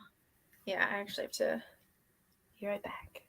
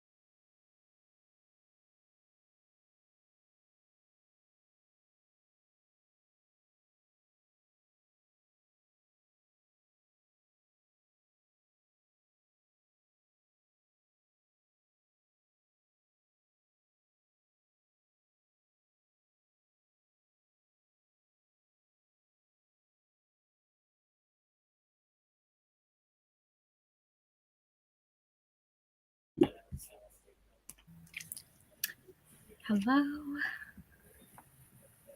Hello. Okay, we've had a few people head off and work on other things. Thanks for being here. Yeah, I know these are like much chattier sprints than like regular reading sprints, so I totally understand that. Yeah, there's not a lot of time to like get things done. And I didn't do like anything during that. I went and like said goodnight to my daughter and picked up my package from the porch. That counts. That counts. I ate a brownie and read like a chapter. So There you go. very productive. Oh, can I show you what I got though? Yes. I got books. I mean, I got other stuff. I got a bunch of socks because it seems like this year all of my socks, like wintry socks, have holes in them. They all wore out at the same time. Yeah, I don't know if I just didn't throw things away last year or what, but like they all have holes in them. So I bought new socks. But I bought books, so I'll show you the books, not the socks. Because you probably don't care about the socks. But I got like, because Amazon had the like, what is it like, buy two get one free? Yeah. And so I do that when I want to buy like special books that cost more money. Yeah. That are more expensive. So I got my annotated Persuasion. Nice. Because I'm collecting, as I read them, collecting the annotated versions, but they're expensive. And then I gave in and bought House of Leaves. Oh. So I'm not sure I'm going to enjoy it. I don't know. But like Murphy just read it and she was loving it. And I know like Kayla from Books and Lala loved it last year. And so I was like, I'm just going to try it. I'm going to like, this winter, I'm going to like try it. Yeah. And I'll just consider it my free book if I don't like it. Right. You're like, I didn't spend money on this. It's fine. Yeah. And then I'm reading Les Mis like all year long. So I got the Les Mis visual journey. Oh, that's beautiful. So it's like a abbreviated version, obviously, because like it's like this is a chapter. Like obviously that's much abbreviated, but it's got these like beautiful pictures and stuff. So I think this would be a good way to like revisit it without having to read all like 1,000 pages. Like yeah, I think it was Krista or maybe Amanda was like talking about for the read along. They were like reading the novel and then they would read that to kind of like solidify what happened and make sure they caught everything, which I think sounds like a really good way to do it. That is still a giant book I haven't gotten to. I think it was Krista because that's where I found out about this, and they have that for Christmas Carol, and I'm kind of like wanting to buy that one too. But that would be. I might wait. But I just wanted to see how that looked. And then this one was an extra one for my kids. It's the biggest story Bible storybook, so it's not like it's like the Bible, but like this person has like more like narrated it, like made it more stories. And so I thought it'd be nice for the kids to read.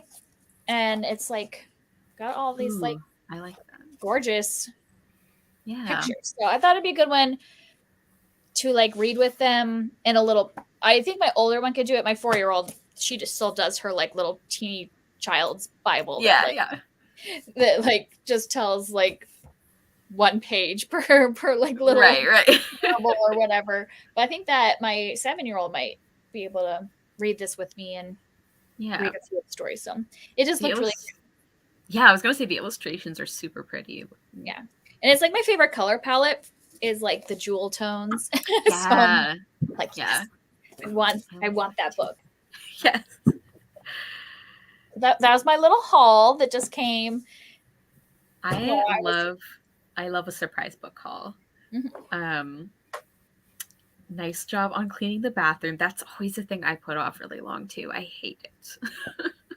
I know. I do too. And I'm like, every time I clean it, then I'm like, oh, that didn't take that long. Why don't I know. It's one of those things. I'm like, I can remember from last time it won't take that long. And I'm still like, I don't want to. Yeah. Yeah. I actually, so one of the things that I just got recently, I mean, it's not really a haul because I'm not going to be getting it until like early next year because it's a Kickstarter, but it's a small independent press that is doing their there's 3 books that they're publishing like through Kickstarter, and it's called Monday's Child is the name of the imprint. Actually, I'll see if I can just do the link to the Kickstarter. And hold on, I have to type and talk at the same time. Difficult.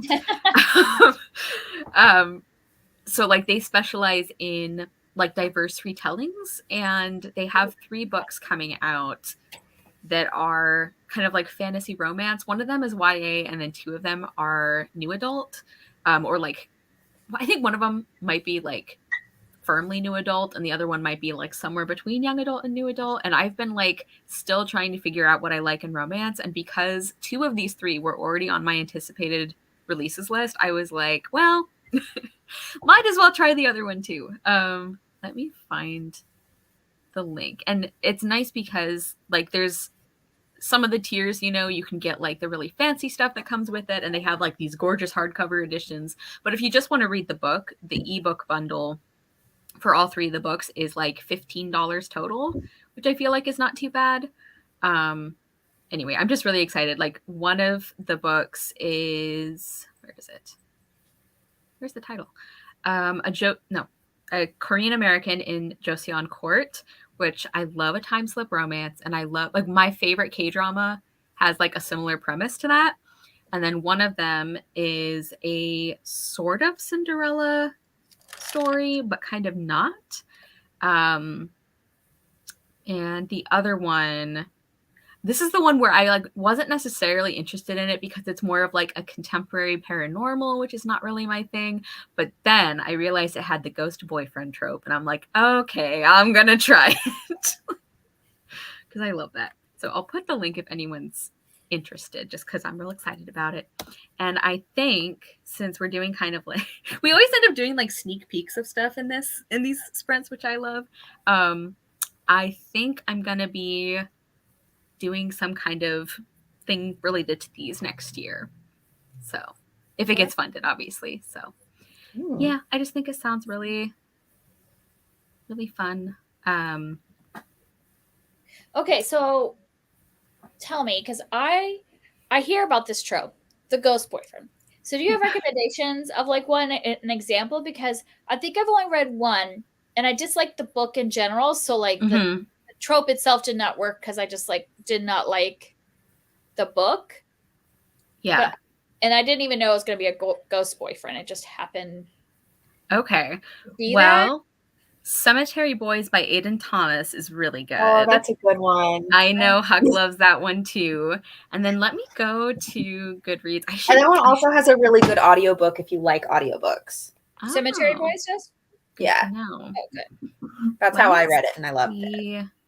This sometimes I realize I'm like, I should do Goodreads shelves of some of my favorite tropes, and I have not done that yet. So let's see. What are some of the ones I've read and really enjoyed? Yeah, it would probably help with recommendation. I mean, I feel like there's so many shelves I probably should have, just that would help doing videos later instead of me taking forever to compile a list of things. Exactly. Having to go through every book we've read every time. Like, okay, let's see here. I feel like it's not like a super common trope. So I don't know that I have as many, like there's a couple that I haven't read yet that I want to. Okay, this one is not exactly, it's not really about the romantic relationship at all. Like, I mean, that is like a subplot, but most of the book is about other things. But I really love The Ghosts of Rose Hill by R.M. Romero. That is also a novel in verse. Oh, I have not heard of that one. I should look that up because I've heard of Cemetery Boys, so I'll remember that. But The Ghosts of what? The Ghosts of Rose Hill by R.M. Romero. I really loved that one. Again, that one is not one I'd recommend like for the ghost boyfriend trope, but that is in there. Mm-hmm. Okay. Oh, that's new release. It is, and I loved it. I loved the author's other book as well, which is The Dollmaker of Krakow. Oh yeah. That one was really good. Okay. I haven't read it, but I've seen the cover and really liked the cover. Yeah, she has beautiful covers for both her books so far. I wonder if I should. Sorry, you guys can like feel free to like chat about stuff as I look at these.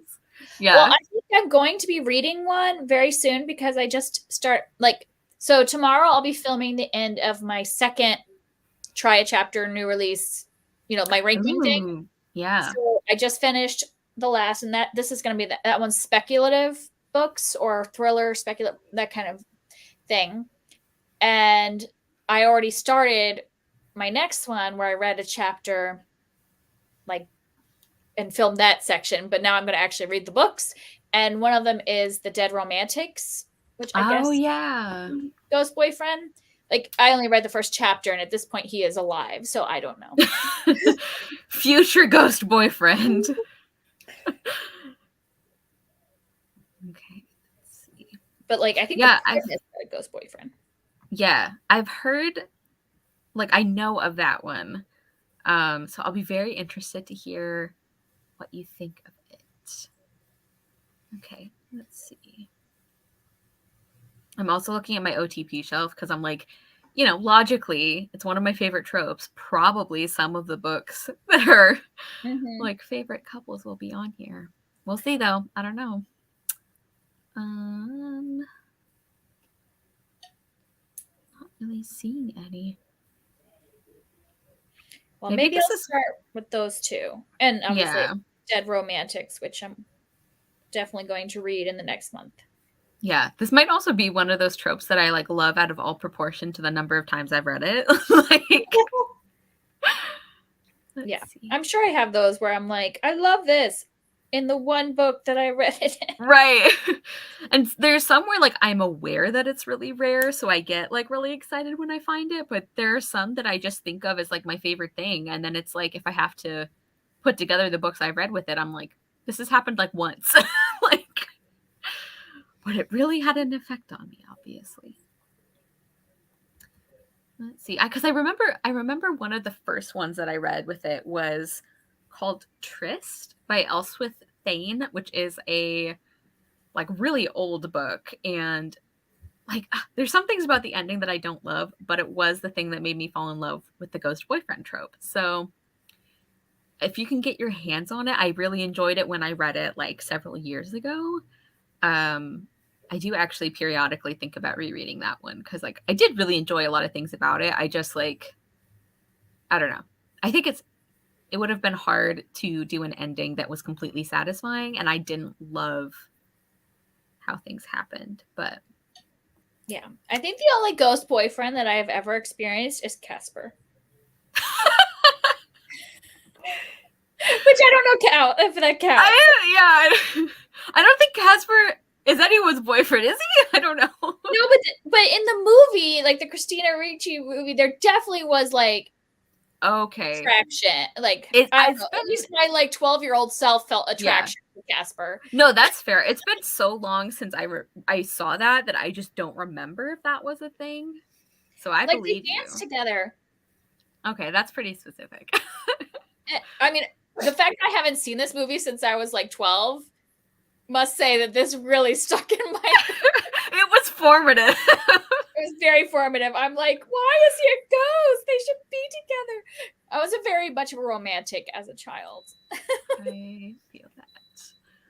Yeah, I know there's some of these movies or things that I saw when I was younger. I was like, wow, this really formed a huge part of my taste. This really did a number on me when I was 7. Still looking for others to recommend. So far, Cemetery Boys, Tryst. What was the other one? Is Tryst Trist or is it a Y? Tryst. It's a very old-fashioned book, which is why the title is very old-fashioned. Yeah, because I'm like, do I even know how to spell that? And my library just randomly had it. So I don't know if it's even in print, which would suck. At some point, you're gonna have to tell me the author because all of the books. Oh no, are definitely erotica. Yeah, it sounds like. Okay, Tryst by Elspeth Thane. Is that what it is? Because I'm looking through, I'm like, these are not the books that she is thinking of. I do not think they are all naked people on the cover. I know. It's funny because it is it is such a like modern, like erotica or like romance kind of word. And Okay. I don't think it was in that usage when it was. Elswith Thane, you said? Yes, I typed it in the comments if that helps. That's from the 70s. Wow. Yep. I don't even know. This is like yet another example. It's like I have no idea how I came across this book and wanting to put it on my list, but yeah, I'm still looking. It's like, where are these ghost boyfriend books that I remember reading? I can find 2 so far. Mm-hmm. Huck, do you read romance? I guess I haven't watched enough of your videos yet. Not a lot.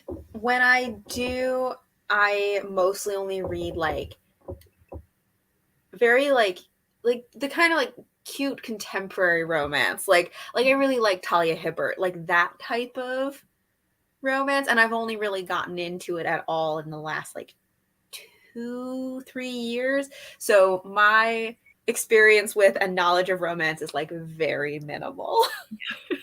Do you read fantasy romance though? Like as in like fantasy books? Not like fantasy romance that are like that's basically a romance, but like romance with a heavy fantasy with a heavy romance subplot. You know what I'm trying to say? That's my favorite kind of romance. Yeah, like I don't read things that are that much of like fantasy romance that is like romance in a fantasy setting, but yeah, like things that are primarily like fantasy genre with romance as like you know, strong like plot or subplot to it. Yeah. Yeah.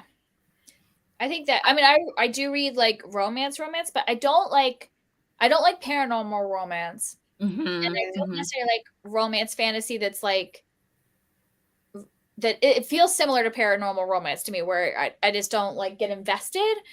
But if it's like a fantasy book and it has a big romance, then I'm happy. And then I also just like contemporary romance or historical. But historical, I'm very picky. Like Kara knows this. I'm very, very picky about my historical authors that won't like just give me like men that are power dynamic over their women. Like yeah.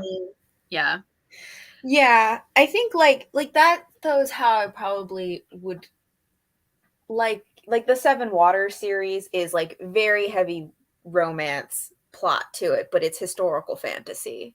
Mm-hmm. But like each of the books, but especially the first 2, I think, are like very focused on the romance along with other plot pieces that are happening. Mm-hmm.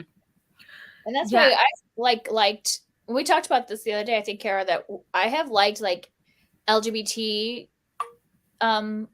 historical fiction lately because it doesn't always have that like the guy take alpha over the like woman because they're so far the only historical I've given 5 stars is The Lady's Guide to Celestial Mechanics, which is sapphic, and I definitely think part of it is that the power dynamic is so different.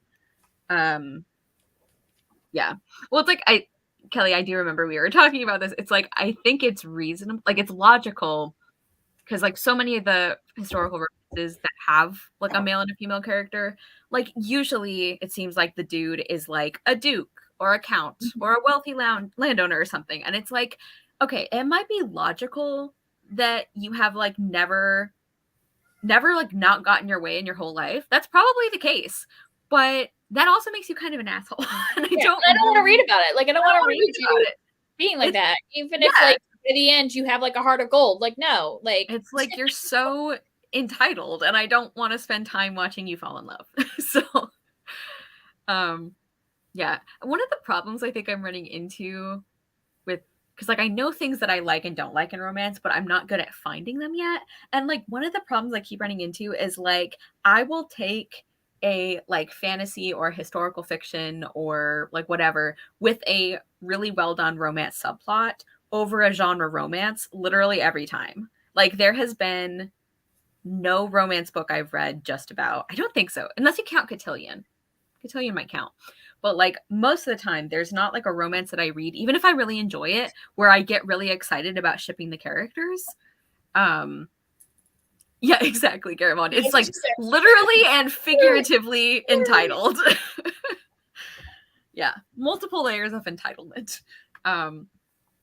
So like I don't know if I'm just still not finding the right romances or if like this is just something about the things I like to read. I think like part of it is that when it's a subplot, it's more exciting when you get romantic moments because you don't get them all the time, you know? I don't know. And Like, I'm I also want to like, be wanting more. yeah, and I'm also like one of those people that I don't want them to like get down and do it like right away. Yeah. I want it to like Yeah. build. And I think that happens more in like a fantasy because there's other stuff happening instead of like Yes. Right. a genre romance. There are plenty of genre romances that do have other things happening, but I might Yeah. just not be interested. Like maybe I don't care that you're like rebuilding your, you know, your father's bakery in order to like have like I don't care. Yeah. 300 pages to hear about that. Yeah. It's also funny, like some of the like tropes. I'm gonna actually like start knitting again. Let's try this. Some of the like character tropes or like archetypes that are like really big in romance. It's like funny because depending on like the genre, I have like very different feelings about them. So like if it's like a contemporary and the guy's like a doctor or something, I'm like, I don't care. Whatever. Like no feelings. But if it's historical fiction where the love interest is a doctor, I'm like, ooh, interesting. Tell me more. It's like I just find that more Honestly, as you were saying that, I was also being like, oh, modern doctor? No. And then you were like, historical doctor? I was like, yes. Yeah.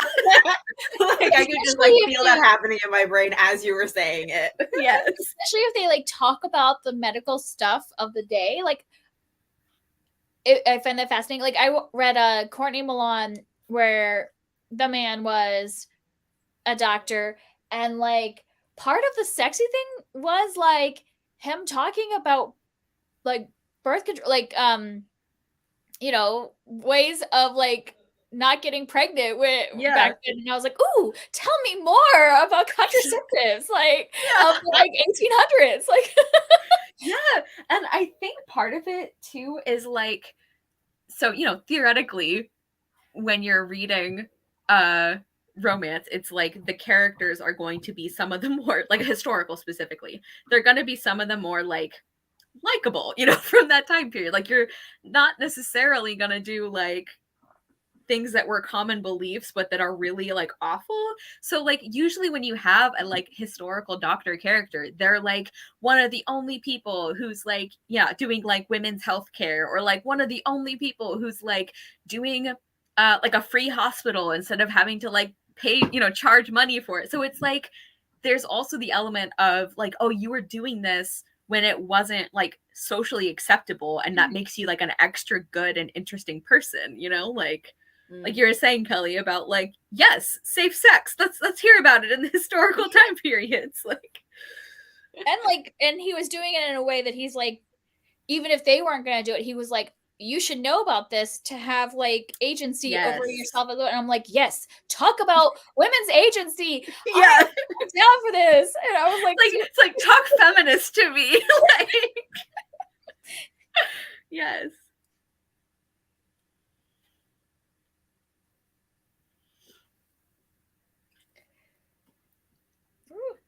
But I also agree with something you were saying earlier. I think, Carrie, you were saying that when you're reading a book that is not primarily a romance, like there's something that's much more exciting about the romantic moments because they're so few and far between.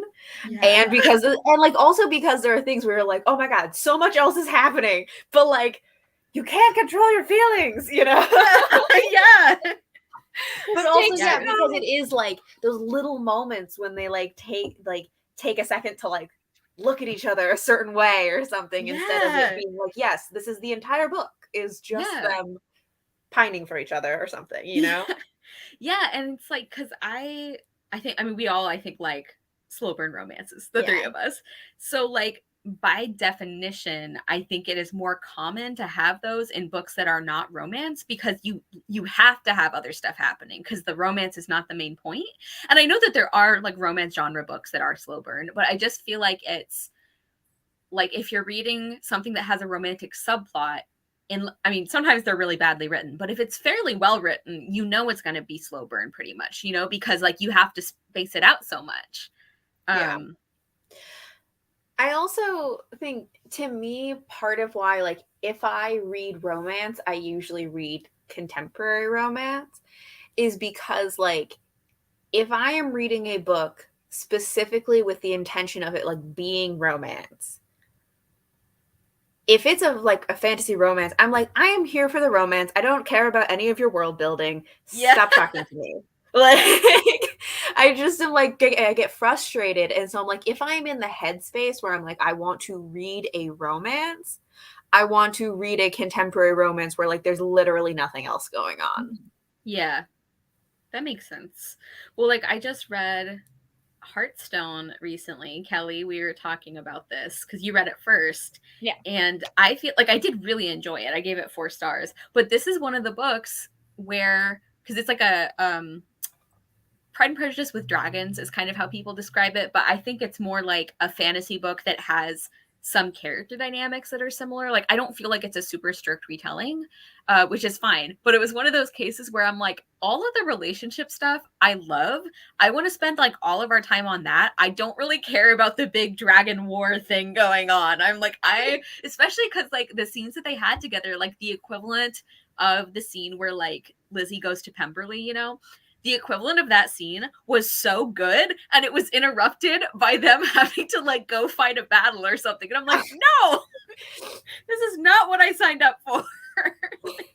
Yeah, so you might not want to like continue. I mean, I haven't read the second one, but I feel like, you know, she's built the world. She's probably going to do more right fantasy. Which is fine. It just happens to be like I was really excited about the romance stuff, and I was less excited about like the other stuff.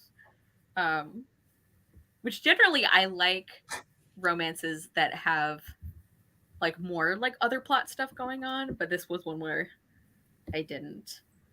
I think also a reason that maybe I prefer romance subplots is like one of my favorite tropes in books with regarding romance is like the surprise love interest, where it's like you kind of I think I've talked to both of you about this before actually, where it's like I'm reading a book and I'm like, I'm getting vibes. Am I being weird? What's going on? And then you're not being weird.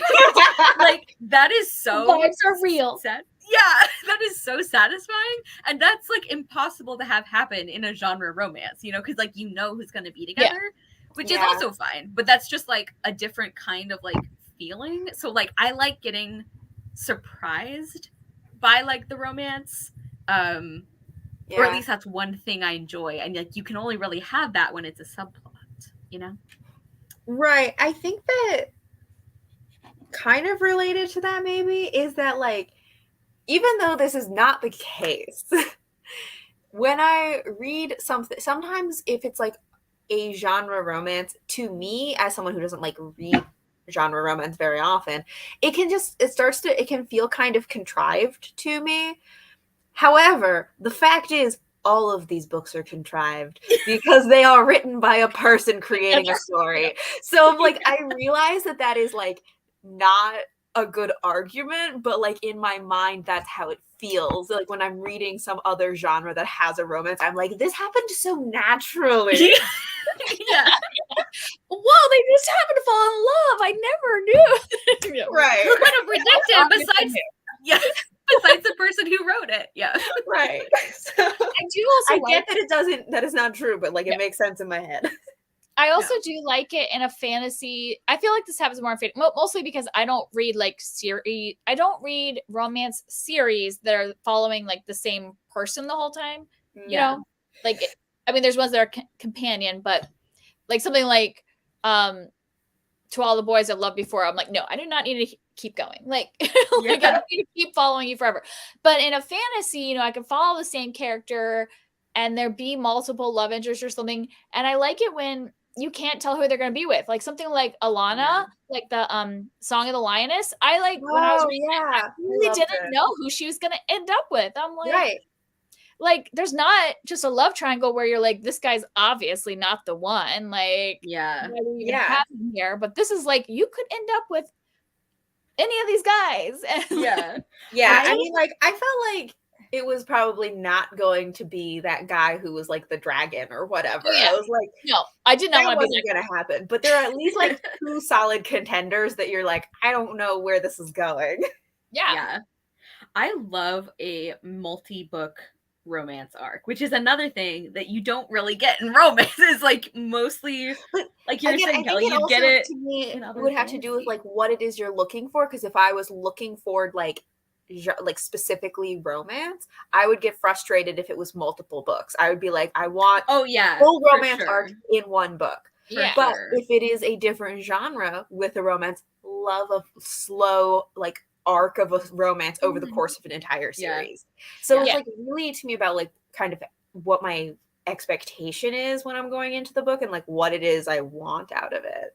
Because I feel like if it's just a romance and there's several books following the same person, you know, whatever, or even the same relationship, I'm like, oh, it's just gonna be like, oh, we break up, we get together, we break up, and it's just gonna be, and it's not, it's so angsty and things. And I'm like, why do you keep getting back together with them? Like, just don't do that. Like, it makes me angry if it's like, I don't read like contemporary romances that follow the same person over multiple books. But I feel like that's not super common. No. I did read To All the Boys I Loved Before, like the whole trilogy. Me too. And I thought it was fun, although it did get annoying. What annoys me about those books is that there is always clearly a character who is a decoy. Like in the second book or something, or I don't remember if it's the second or the third one. There's obviously the guy that she is having this whole romance arc throughout the trilogy. And then there's a decoy boy that they throw in there just to like mix it up. And also now that I have read that trilogy and half of the first book of a different trilogy from the same author, I'm like, this is a thing, is that I always like the decoy boy better than the main one in play. Just like, he's clearly the better one. Because what doesn't make sense to me is that like the one who's the decoy is always the one that she actually has like things in common with. Yeah. And it isn't just like, oh, we've gone through so much and that's why we're together. It's like, yeah, but you need to have long-term like things that you right. Or they're just like, we have chemistry and banter. And I'm like, that is no. It's not everything. Yeah. Like, that's all good for one book, but if you're gonna keep extending this, I'm gonna get tired of that's all you got. Like I don't know. To All the Boys is one of the only ones where I did actually like both love interest options, because generally I also always pick the wrong love interest. Like I liked Kavinsky. I didn't have anything against him. But I also liked John Ambrose. Yeah, like it's to the point where it's like sometimes there will be a book where it's like I don't want to necessarily like, you know, give away who the end game love interest is, but like sometimes if it's like if you have similar tastes as I do in romances, you might be disappointed too. Like you might not want to read this one because it's like don't suffer like I did.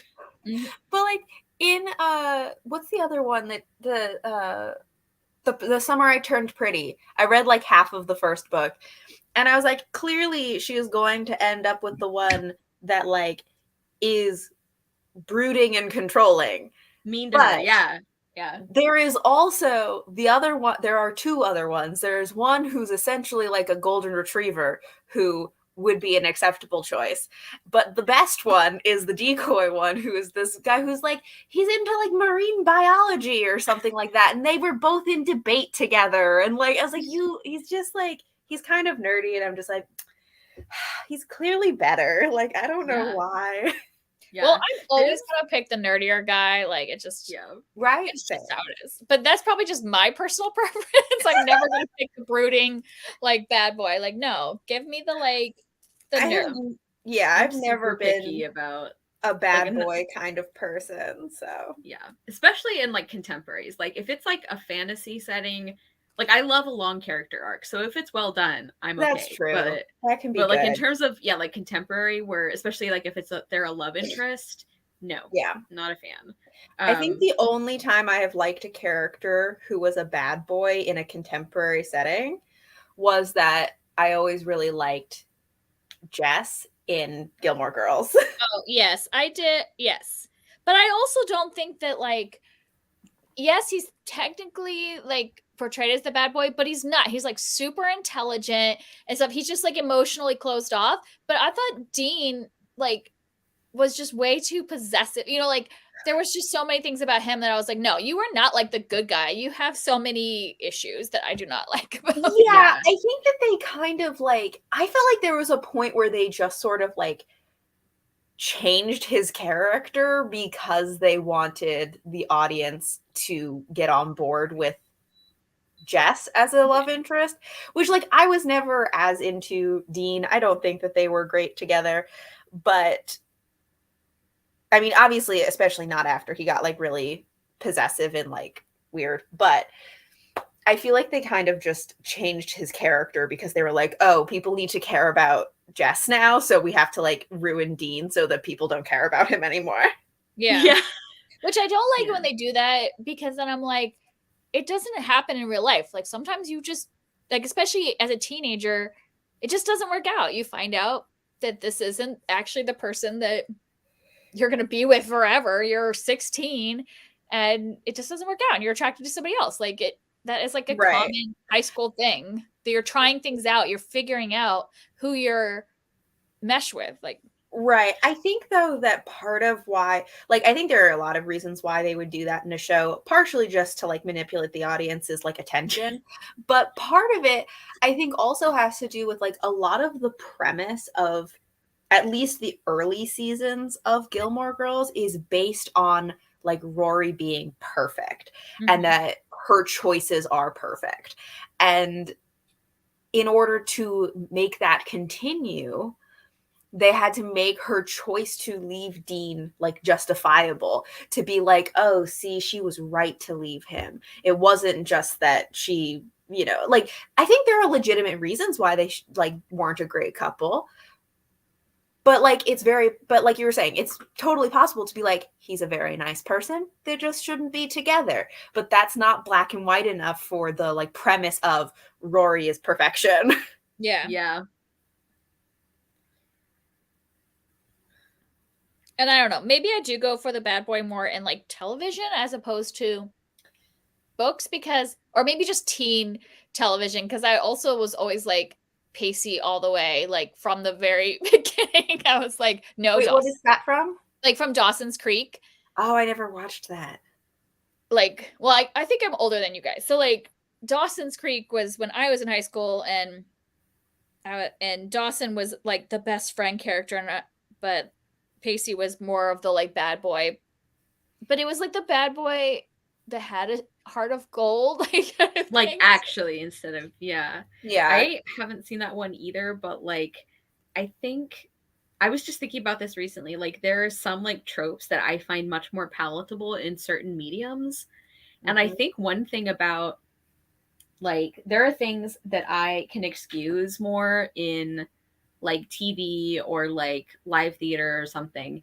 And part of it is because when you're watching people like act these characters, you have like a different level of like chemistry or like people working well together. That's why it's like if I'm watching a musical and I'm really enjoying it, I don't stop and think about like, wow, they've literally been together 20 minutes, you know, like, and they're singing their love duet. Cause it's like, if the actors are well cast, it like convinces me enough that I don't stop and think about it. Whereas if I'm reading a book and there's insta love, I'm like, this is so stupid. Like, yeah. Well, because I think you can like get more, the visual adds to it and can give you more subtle things that you can't really get from the book unless it's overwritten. You know, you need kind of that more time, where in you can get more subtlety visually. And they also last long. Like if it's a television, obviously it's going to last a long time. So they've got to put in a lot of like character change and. Yeah.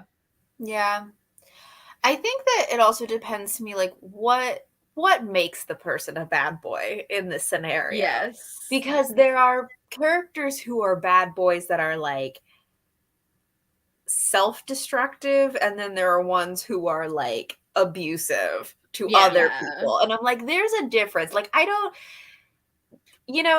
there's a difference between these things. And then there are also the ones who are like not destructive really in any way. They're just sort of like, I'm so tortured. And you're like, okay. Like, and part of it is like genre again, because like if it's like a fantasy book, it's so separate from our world that I am willing to go along with more things. Like we could start out with a character who is like really, ethically awful. But if we like have some good character growth, I can be okay with that. And I think that is because it is just like so different, so removed from our world and our context. Whereas if I'm reading like a contemporary book and a love interest does something that is objectively much less bad, I have a much lower tolerance for that. It's like if you're in a fantasy book and you are involved in like, attacking a village or like killing people or something, I'm like, all right, if the character development is really good, I can forgive that, or I can go along with it. Whereas if it's like a contemporary book and the boy tells the girl how to dress one time, I'm like, you're dead to me. Get out of here. Like, dump his ass. Like, no mercy. Yeah, I think I don't know. Jessie's not here anymore, I don't think. She's not commenting. We were just having this conversation yesterday about Veronica Mars, and I could never get onto Logan, who's like her first love interest, because he's mean, so mean. Like, not even just like, oh, we're like bantering and like whatever. Like, no, like legitimately says horrible things to her. And I'm like, nope, I can't get on that they're gonna like have a relationship and be in love. Nope. Yep. Yeah. So maybe I'm less forgiving of certain things in contemporary settings. Yeah, I would agree. I think that I probably also am less forgiving in a contemporary setting. There's like a very specific kind of character in like fantasy that is sort of like a bad boy character that I really like, which I don't know if I'll be able to explain it very well, but it's essentially the type of character who is usually like, I don't know, it's not necessarily that like they're the kind of person who they have some kind of like there's a king or somebody that they Is serve. this like the do bad things so other people don't have to? Yes. Yeah, and like they always like hate themselves for it because they're like, I'm a bad person because I do all these things, but I do it because like the king is like a good person and he can't do these things, and so I have to be the one who like gets my hands like has dirty hands and like does all of the things. Like whatever that is, I do enjoy that type of very specific romance tropes. Yes. Well, yes, like very specific. That like subversive series that I finished recently, like I even said in like one of the reviews that like Peter, the love interest, I could see, or one of the main characters actually, because it's like you follow both of them, but like I can definitely see it being one of those books where like readers would vary a lot in like how on board they are with him. I mean, it has pretty high reviews, but like I could see it being something that some people couldn't look past, which I understand. But like I actually say in one of the reviews that like Peter already hates himself so much that I feel like I don't have to. Yes, there's like a specific one where it's like, oh yes, and they hate themselves, and I'm like, I don't know why this is so like good, but I'm like, yes, yeah, and also like he spends like the whole series like atoning for what he did, and I also feel like the books do a good job of showing why he was doing a horrible thing to prevent a more horrible thing from happening. So like I think it's well written, but it's just one of those things where like one of the factors is I'm like, he has the self-hatred thing covered. Like I don't need to pile on to that.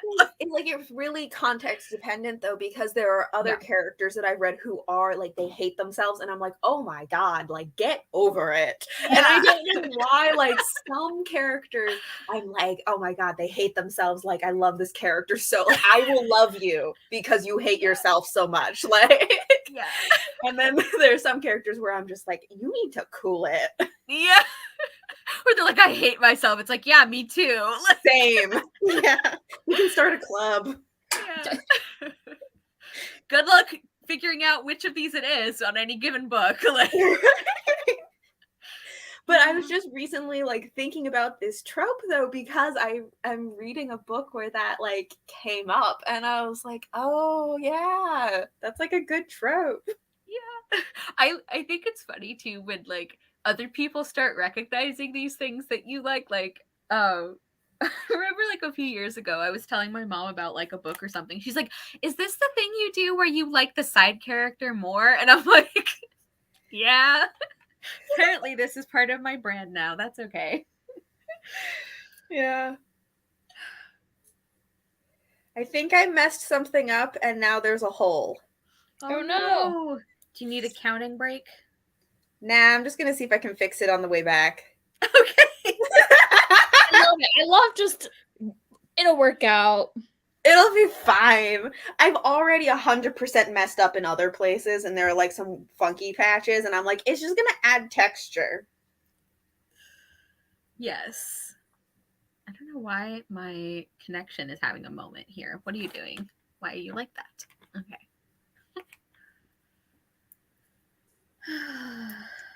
So I finished a second square. I did it a while ago, but I forgot to show you. So that's my second one. Yes.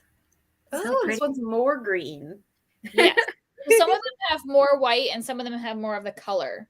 Okay. I feel like I should be crafting with something green right now, and I'm not. But the book that I read like a chapter of is very green. So that's my... All right, I guess you can stay. Yeah. Oh, is my book green? I know the back of it's green. Oh, no, the front's black, but the back, this is green. Very nice. But the front is black, so. I think both of the books I'm reading are very gray, so. Green is like I was saying at the beginning, it's my favorite color too, but I think it's like a weird...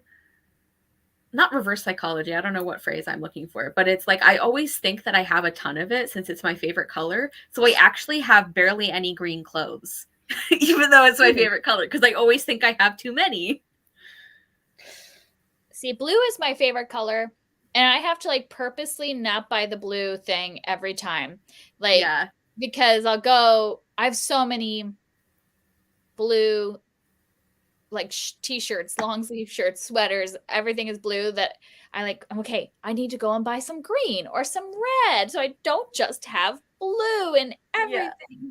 You know what? I say like pick a color palette, be like a cartoon character, and have like one outfit that you wear. Like be like, this is my color palette, okay? Mm-hmm. This is how you tell me apart from the other characters. I mean, I definitely do like jewel tones. Even in the summer, I'm always like, I'm just gonna buy like dark blue, but like dark, dark like green, the like maroon, burgundy. The seasonal color palette thing is like, if it's fun for you, do it, but like just wear what you want whenever. Like, yeah, I'm basically never gonna wear pastels. It doesn't matter if it's summer. I'm just not gonna do it. Yeah.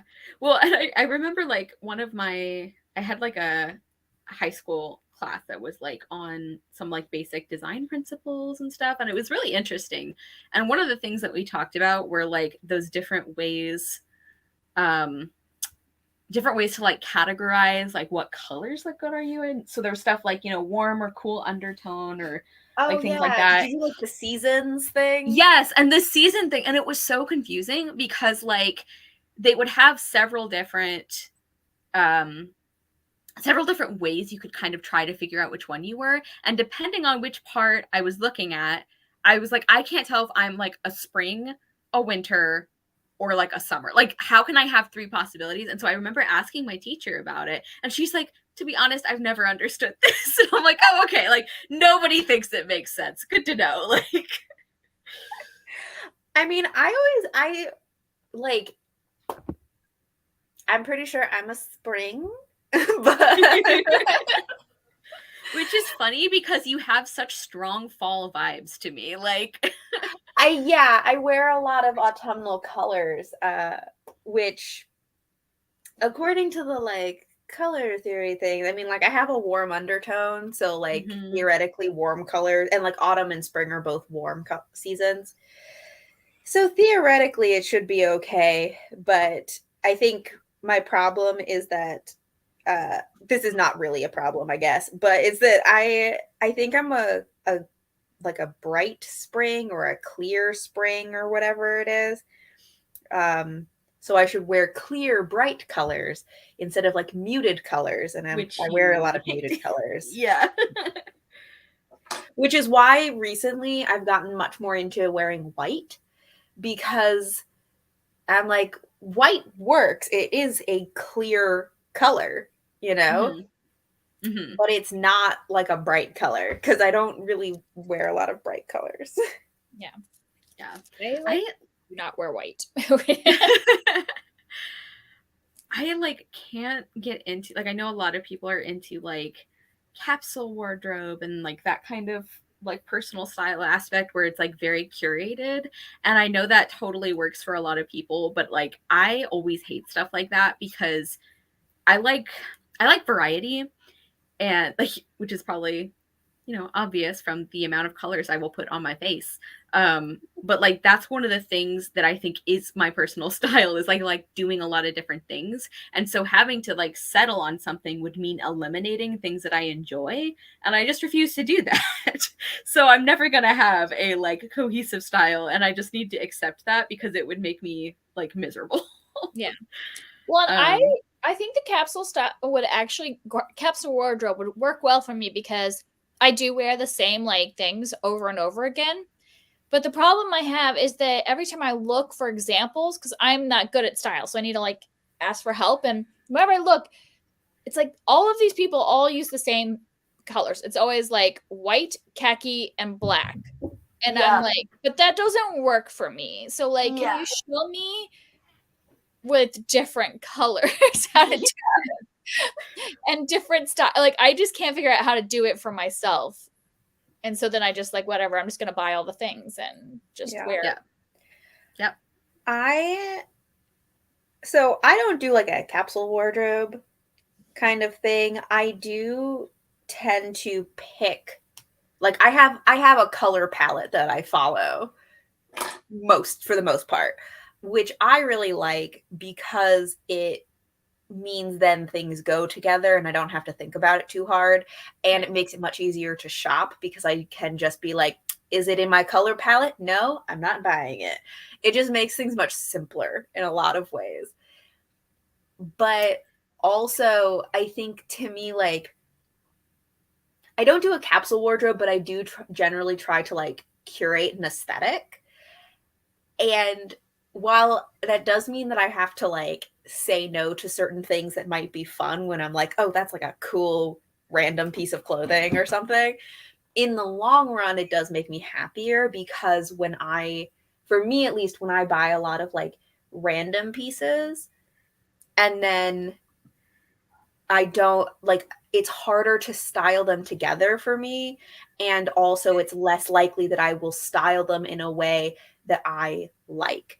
And then I end up with a lot of like outfits where I'm just like, yeah, this is a cool piece, but like, do I like how I look? Do I feel good in this? No. And so it's like it's much easier for me to be like, okay, I'm going to limit what I can buy by like picking a specific palette and aesthetic, and often also picking specific silhouettes that I buy. And then it makes me happier because I can create things where I'm just like, I feel good in this. Yeah. That makes sense. Yeah. But that's just my approach. Like, I think like the weighing what makes you happier is a good way to look at it, because like it's also hard because like depending on like how many like nice outfit opportunities you have, I think that can affect it too, because like a lot of the work that I'm doing right now is like from home. And so I'm not doing, and like when I do go out places, I usually have to wear something really comfortable because I'm moving things a lot. Yeah. And so I think of like I think I tend to think of more like individual pieces that I like, and I don't mind putting together outfits, or not like mind, but like it's not like a challenge, or I don't know how to phrase it, but like I think I am less concerned about like the process of styling it. Do you know what I mean? And there are just like too many different kinds of styles that I like, and I I would rather have more things that I enjoy than have something recognizable. Even though I like the idea of like having a personal style that people could identify as me, like I really love that concept, but every time I think about it and I'm like, okay, that would mean that I can't wear this thing that I love. I'm like, no. Not going to do it.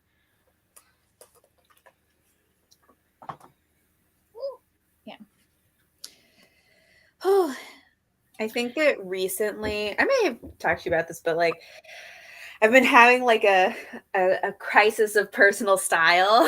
Yeah. because I also have been like, I don't go places as much, you know, because I've been at home so much, and that like I do have a style for my like at home leisure clothes kind of thing. Yeah. I also want to feel cute when I'm just sitting around doing nothing. But for going out, I don't like get fully dressed as often because I'm not going anywhere. Yeah. And so I feel like mentally my style has changed, but in terms of like actually buying pieces and also having like practicing styling them in a way that I like that hasn't happened very much. Yeah. And so I'm like trying to figure out like what even is my style.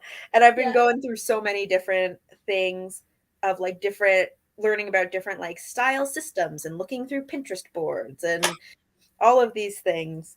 And I feel like I've semi come to a conclusion, but I need to actually make some things, because this is also my problem is that I'm like, okay, but like I can't buy these things anywhere, so now I have to like make stuff for myself.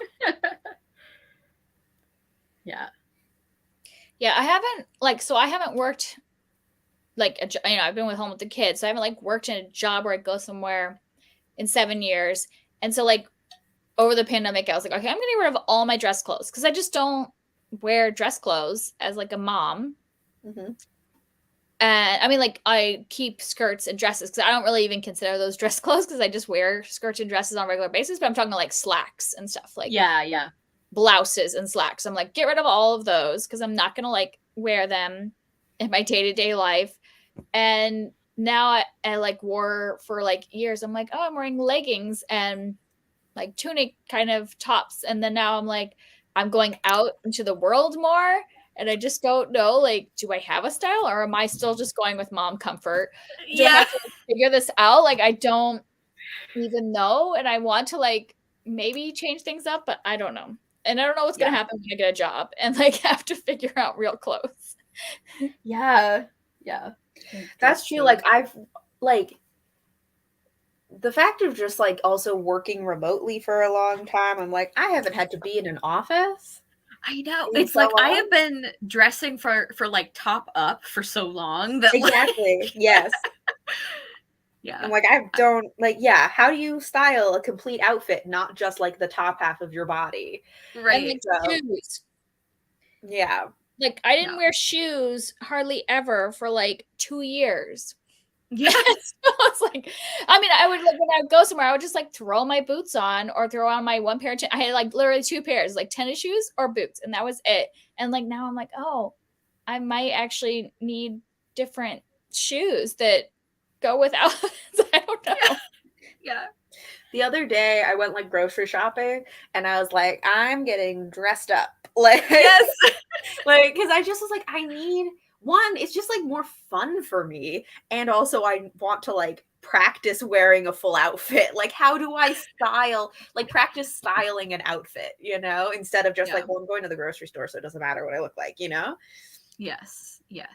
So yeah, I know. I'm trying to like come up with like excuses to like put on cute makeup or what, which like I know I don't need to, but I feel like I allow myself to do fun things like that more if I can come up with the reason. So if it's not filming, I'll be like, oh, well, I should take a photo for Instagram about our read along or something. You know, it's like creating these opportunities for myself. Yeah. Do we want to do a final craft check-in? Because we're at about 3 hours. And I don't know if this feels like a good stopping point for people. Can I have like 2 more minutes because I need to finish Yes. this row. Go for it. Yeah, and I'm almost done with this block, so. Perfect. What is happening here? I'm trying to like fix this hole that I made. Did we talk about what you were reading right now? I know one of you was reading nonfiction, right? I mean, yeah, I started a nonfiction book, and you're reading Bittersweet. Sure. Yes, I need to get back to it because it's not one of the like main ones I'm reading right now, but it's been great so far. I've already cried like 11 times. Highly recommend. I don't know if it's actually 11, but it feels like 11. Yeah, I really love that one so far. Okay, I'm not sure if I fixed the hole or not, but I did something. Okay. Well, that's a start. Oh my gosh. Because I'm also reading The Birds. That's like the fiction. Oh yeah, Daphne du Maurier. Yeah, and other stories. So I'm being weird, and I'm reading from the back. What? Because I've already read The Birds, and The Birds is the first story. And I mean, I'm gonna read it again, but I didn't want to like start with the book when I've already read it, and I've already read the second story. So I was like, well, I'm just gonna read from the back. Okay. And that might completely mess up what the editors did, putting these stories in this order. But I'm like, no, I'm going to do it that way. Feels like something in like a movie that like a manic pixie dream girl would do. Don't insult Kelly like that. Because that is totally not. If I hadn't not meant as an insult.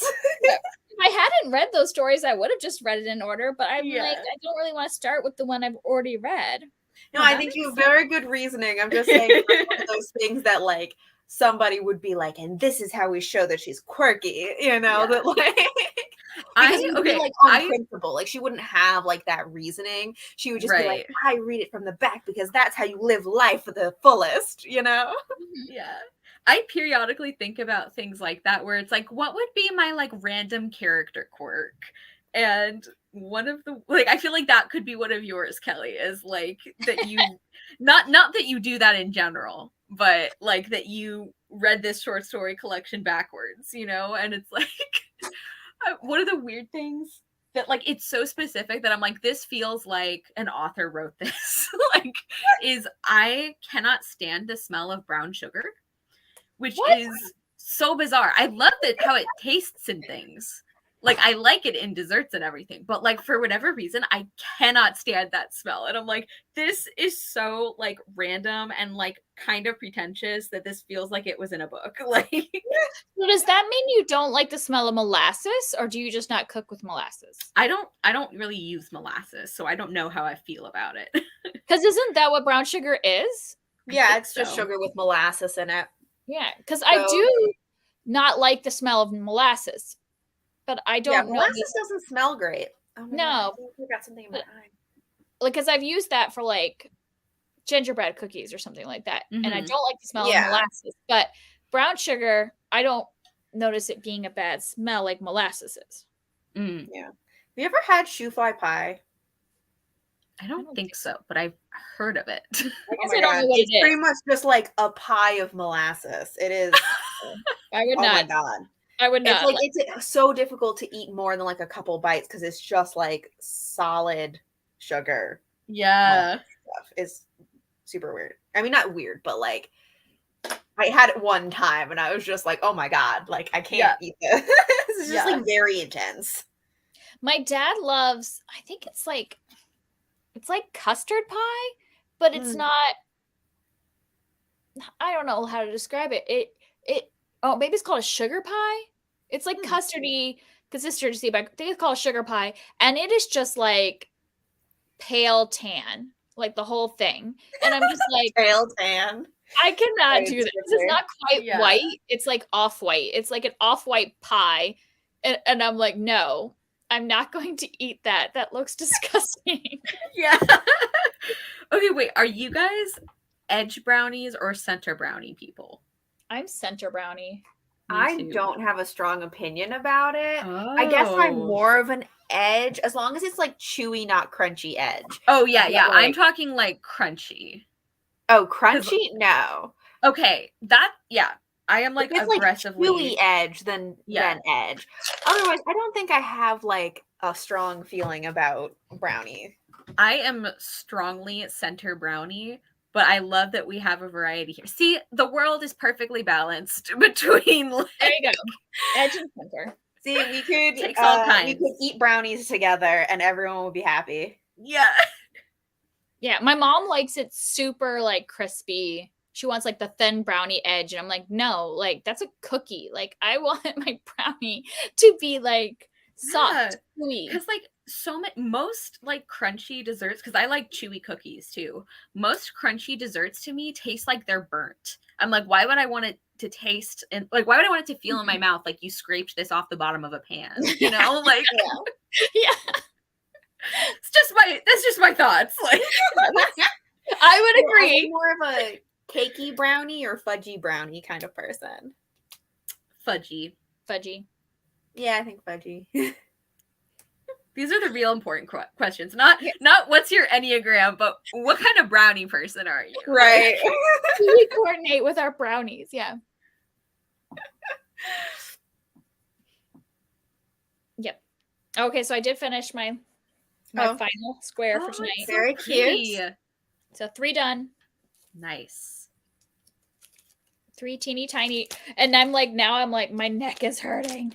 Yeah. You're getting some like brownie opinions in the comments too. Oh my gosh. For me, it is the contrast of textures, the more burned part with the softer part of the inner side.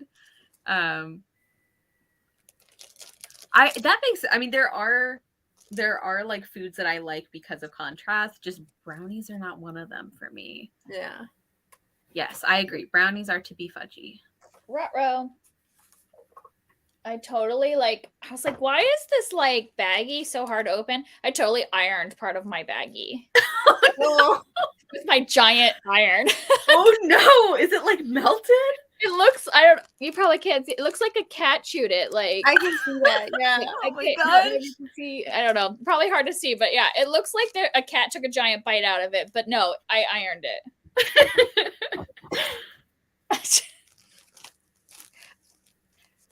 So coordinated. Next time I need to find my tiny iron.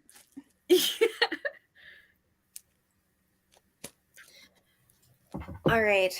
I don't know if I fixed the hole that I created at all, but I did finish that row. So Good. It doesn't look any different from when I started, but this is the size of the rectangle now. It is, I think, this much bigger.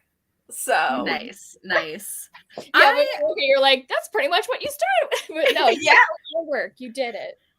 I think I've probably done like this much today because it's such a short row. It really is like not as impressive, but I make a pretty good progress. I'm still on like the really easy no counting part, so that's exciting. Yeah, I'm starting to remember why I stopped working on this 2 years ago. That you get to that point where you're like, oh yeah, like I hate this. Also the fact that it's all on like this one needle, when you get to one end, so it's all like bunched up on one side, it's really heavy and it starts to hurt my hand because I have to like hold it and keep working it even though like everything's all bunched up on it. It's annoying. Because like with knitting, you can do circular needles for that, but you can't really do that with crochet, right? No, I don't think so. I don't think they make circular. Well, I don't know. That would be interesting. Giant iron proves too giant. Too giant. And I'm using a like TV tray to put all my supplies on. So giant iron with not enough space. Yeah. Jessie said, left her iron on something yesterday. Thank goodness I went for the iron with the auto shut off. Yeah. Always good. The other day, I have been considering getting this is a different kind of iron, but a flat iron. And I was like, I should probably never buy a flat iron because I will constantly think that I left it on. Even after it has completely been unplugged, turned off, and cooled like 5 hours ago, I will still think that I left it on. Yes. But I discovered that there are some that have timers that turn themselves off after a while. And I was like, if I ever buy one, I should probably get that. I probably won't trust it and will still think that I left it on. But it's one extra layer of trust. Yeah. I think that's a good idea. I just like realized, because I was like, how many of these tiny blocks am I making? Because I was like teasing you for your progress. I have to make 169 blocks. And I made 3 tonight. Well, we are going to be doing more crafting days. So this is going to be the rest of my life making this. This will be your ongoing project. Like forever. Are you like hand stitching all of these or do you machine stitch them? I'm hand stitching them all. Oh man. Wow. I don't know why. Why would I do that? For the bragging rights. I might just end up with a smaller quilt. You're like, you know what? This is going to be 16 square quilts. Like, it's a quilt for a toddler. Like, make a pillow sham. Yeah. Yes. Anyone in the comments want to give a final update? I think we are going to wrap up. Huck and Kelly, do you have anything coming up you want to plug or shout out? What am I planning on doing? Things? Do I remember my plans? Like I write out plans and then I don't remember what they are. I'm probably going to do the end of the year book tag sometime soon. Nice. And I have a reading vlog coming up that Kara knows about. I'm excited for another author test of Do I Like Patricia McKillip? Oh, I don't know who that is. I will be excited. Like The Forgotten Beasts of Eld. Oh, I own that book. Yeah. She has really beautiful covers. That like, is it KY Craft who does her covers? I love those. Yeah, she has some really great. They're like very like ethereal, whimsical. Cover design. Yeah. No, I'll be interested to hear what you think because I own that book and I just never have picked it up. Yeah. Jessie said, that's a no from me, Kelly, but that is amazing that you have that perseverance. Going for it. For me. Yes. What do I have coming up? Were you still going, Huck? Sorry, I don't want to like. No, those are the 2 things I have coming up other than just like standard videos, you know. Yeah. Well, I will put up that one about my ranking new releases, supernatural or not supernatural. They're like speculative. That'll be up this weekend. And then what was I just going to say? I have to do my Do I Like Witch Books conclusion. Yes, that's right. Ooh. So I wanted to do that before Thanksgiving. I don't know if that'll happen. It'll probably be like nobody's gonna watch this because it's like past witch season. But I think witches are perennial, or is perennial the right word? I don't know. Or forever relevant. Yeah, I think it is perennial. Yeah, I know. I think like we basically just have to give up.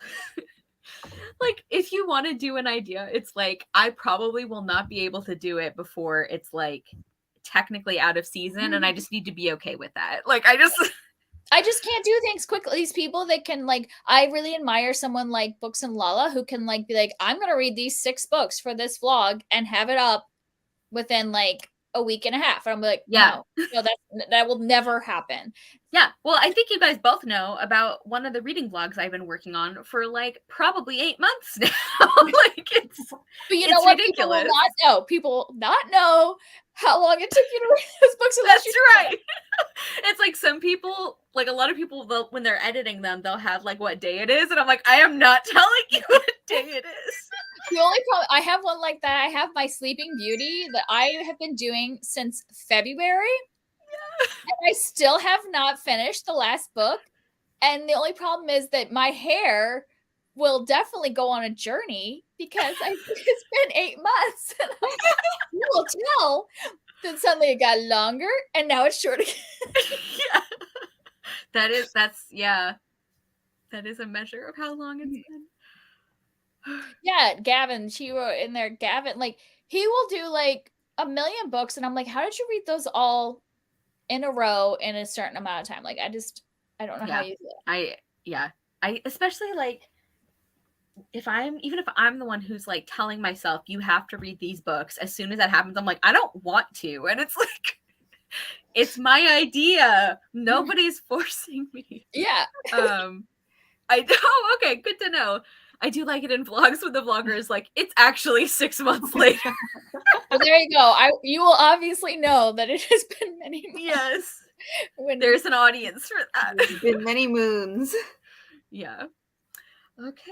Well, thank you guys so much for being here for our very chatty, cozy crafting sprint.